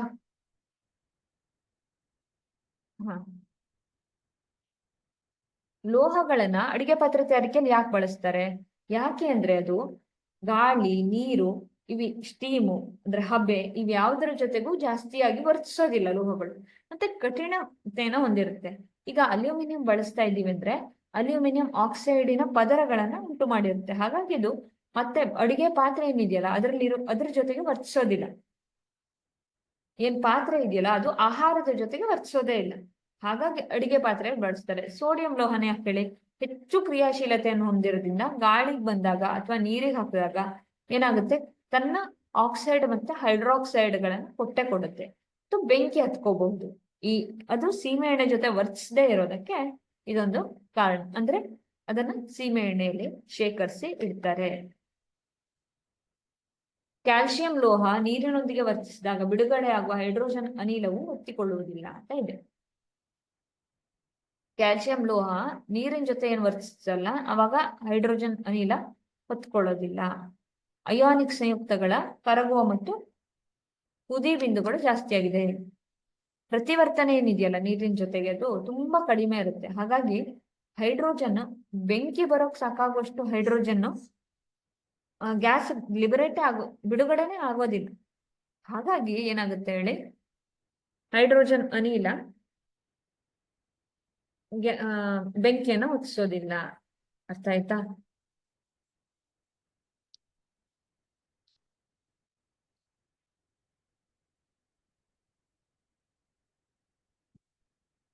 ಅಲ್ಯೂಮಿನಿಯಂ ಸಾರರಿಕ್ತ ಹೈಡ್ರೋಕ್ಲೋರಿಕ್ ಆಮ್ಲದ ಜೊತೆಗೆ ಪ್ರತಿವರ್ತಿಸುವ ಕ್ರಿಯೆಯನ್ನು ಸರಿದೂಗಿಸಿ ಸಮೀಕರಣ ಬರೆಯಿರಿ. ಒಂದು ಲೋಹವು ಸಾರಯುಕ್ತ ನೈಟ್ರಿಕ್ ಆಮ್ಲದ ಜೊತೆಗೆ ವರ್ತಿಸಿದಾಗ ಹೈಡ್ರೋಜನ್ ಬಿಡುಗಡೆಯಾಗುವುದಿಲ್ಲ, ಏಕೆ ಅಂತ ಕೇಳಿದ್ದಾರೆ. ಗೊತ್ತಾಗ್ತಿದ್ಯಾ? ಅಲ್ಯೂಮಿನಿಯಂ ಸಾರರಿಕ್ತ ಹೈಡ್ರೋಕ್ಲೋರಿಕ್ ಆಮ್ಲದ ಜೊತೆ ವರ್ತಿಸಿದಾಗ ಅಂತ ಕೇಳಿದಾರಲ್ವಾ.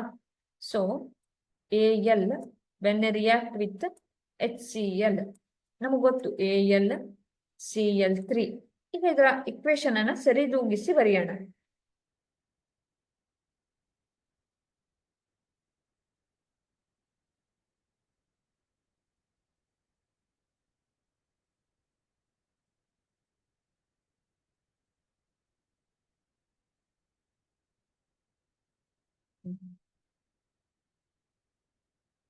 ಯಾವಾಗ ಅಲ್ಯೂಮಿನಿಯಂ HCl ಜೊತೆ ವರ್ತಿಸುತ್ತಲ್ಲ AlCl3 ನ ಕೊಡುತ್ತೆ. ಇಲ್ಲಿ ನೋಡಿ ಎಷ್ಟಿದೆ, Cl ಒಂದಿದ್ಯಾ, ಇಲ್ಲಿ ನಾನು ಏನಂತ ಕರಿತೀನಿ ಹೇಳಿ, ಮತ್ತೇನನ್ನ ಕೊಡುತ್ತೆ ಹೇಳಿ, H2 ಅಲ್ವಾ. ಸೊ ಇಲ್ಲಿ 2HCl ಅಂತ ಕರಿತೀನಿ. ಇಲ್ಲೇನಿದೆ 3 ಇದೆ. ಸೊ ಇಲ್ಲೇನ್ ಮಾಡ್ತೀನಿ ನಾನು, aluminium when react with HCl gives AlCl3 plus H2, 6HCl ಅಂತ ತಗೋಬಿಡ್ತೀನಿ. ಅವಾಗೇನ್ ಹೇಳಿ, 2AlCl3 ಇಲ್ಲಿ 2 ಹಾಕೊಳ್ತೀನಿ. ಸರಿನಾ? ಹೈಡ್ರೋಜನ್ ಎಷ್ಟು? 3.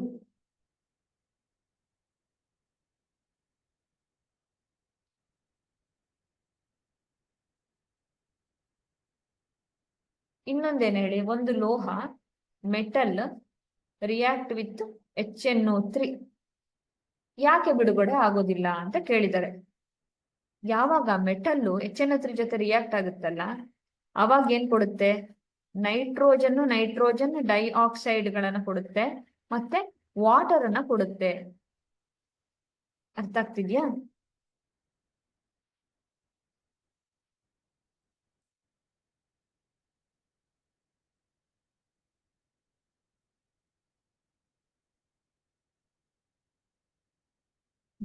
ಇದು ಈ ನೈಟ್ರಿಕ್ ಆಮ್ಲ ಇದೆಯಲ್ಲ, ಇದು ಉತ್ಕರ್ಷಣಕಾರಿ ಗುಣವನ್ನ ಹೊಂದಿರುತ್ತದೆ. ಹಾಗಾಗಿ ಹೈಡ್ರೋಜನ್ ಗ್ಯಾಸ್ ಪ್ರೊಡ್ಯೂಸ್ ಆದ್ರೂ ಅದೇನಾಗುತ್ತೆ ಹೇಳಿ, ಆಕ್ಸಿಡೈಸ್ ಆಗಿ ನೀರನ್ನ ಕೊಡುತ್ತದೆ. ಹಾಗಾಗಿ ಏನಾಗೋದಿಲ್ಲ ಹೇಳಿ, ಯಾವುದೇ ಲೋಹ HNO3 ಜೊತೆ ರಿಯಾಕ್ಟ್ ಆದ್ರೆ ಏನಾಗೋದಿಲ್ಲ, ಹೈಡ್ರೋಜನ್ ಗ್ಯಾಸ್ ಅನ್ನ ಕೊಡೋದಿಲ್ಲ. ಸರಿನಾ? ಇನ್ನು ಪ್ರಶ್ನೆ. ಪ್ರಬಲ ಹೈಡ್ರೋಜನ್ ಅನ್ನು ಉತ್ಕರ್ಷಿಸಿ ಮತ್ತೆ ನೀರನ್ನ ಕೊಡುತ್ತಿದೆ. ಹಾಗಾಗಿ ಏನಾಗೋದಿಲ್ಲ ಹೇಳಿ, ವಾತಾವರಣ H2 ಗ್ಯಾಸ್ ಅನ್ನ ಲಿಬರೇಟ್ ಮಾಡೋದಿಲ್ಲ. Thank you.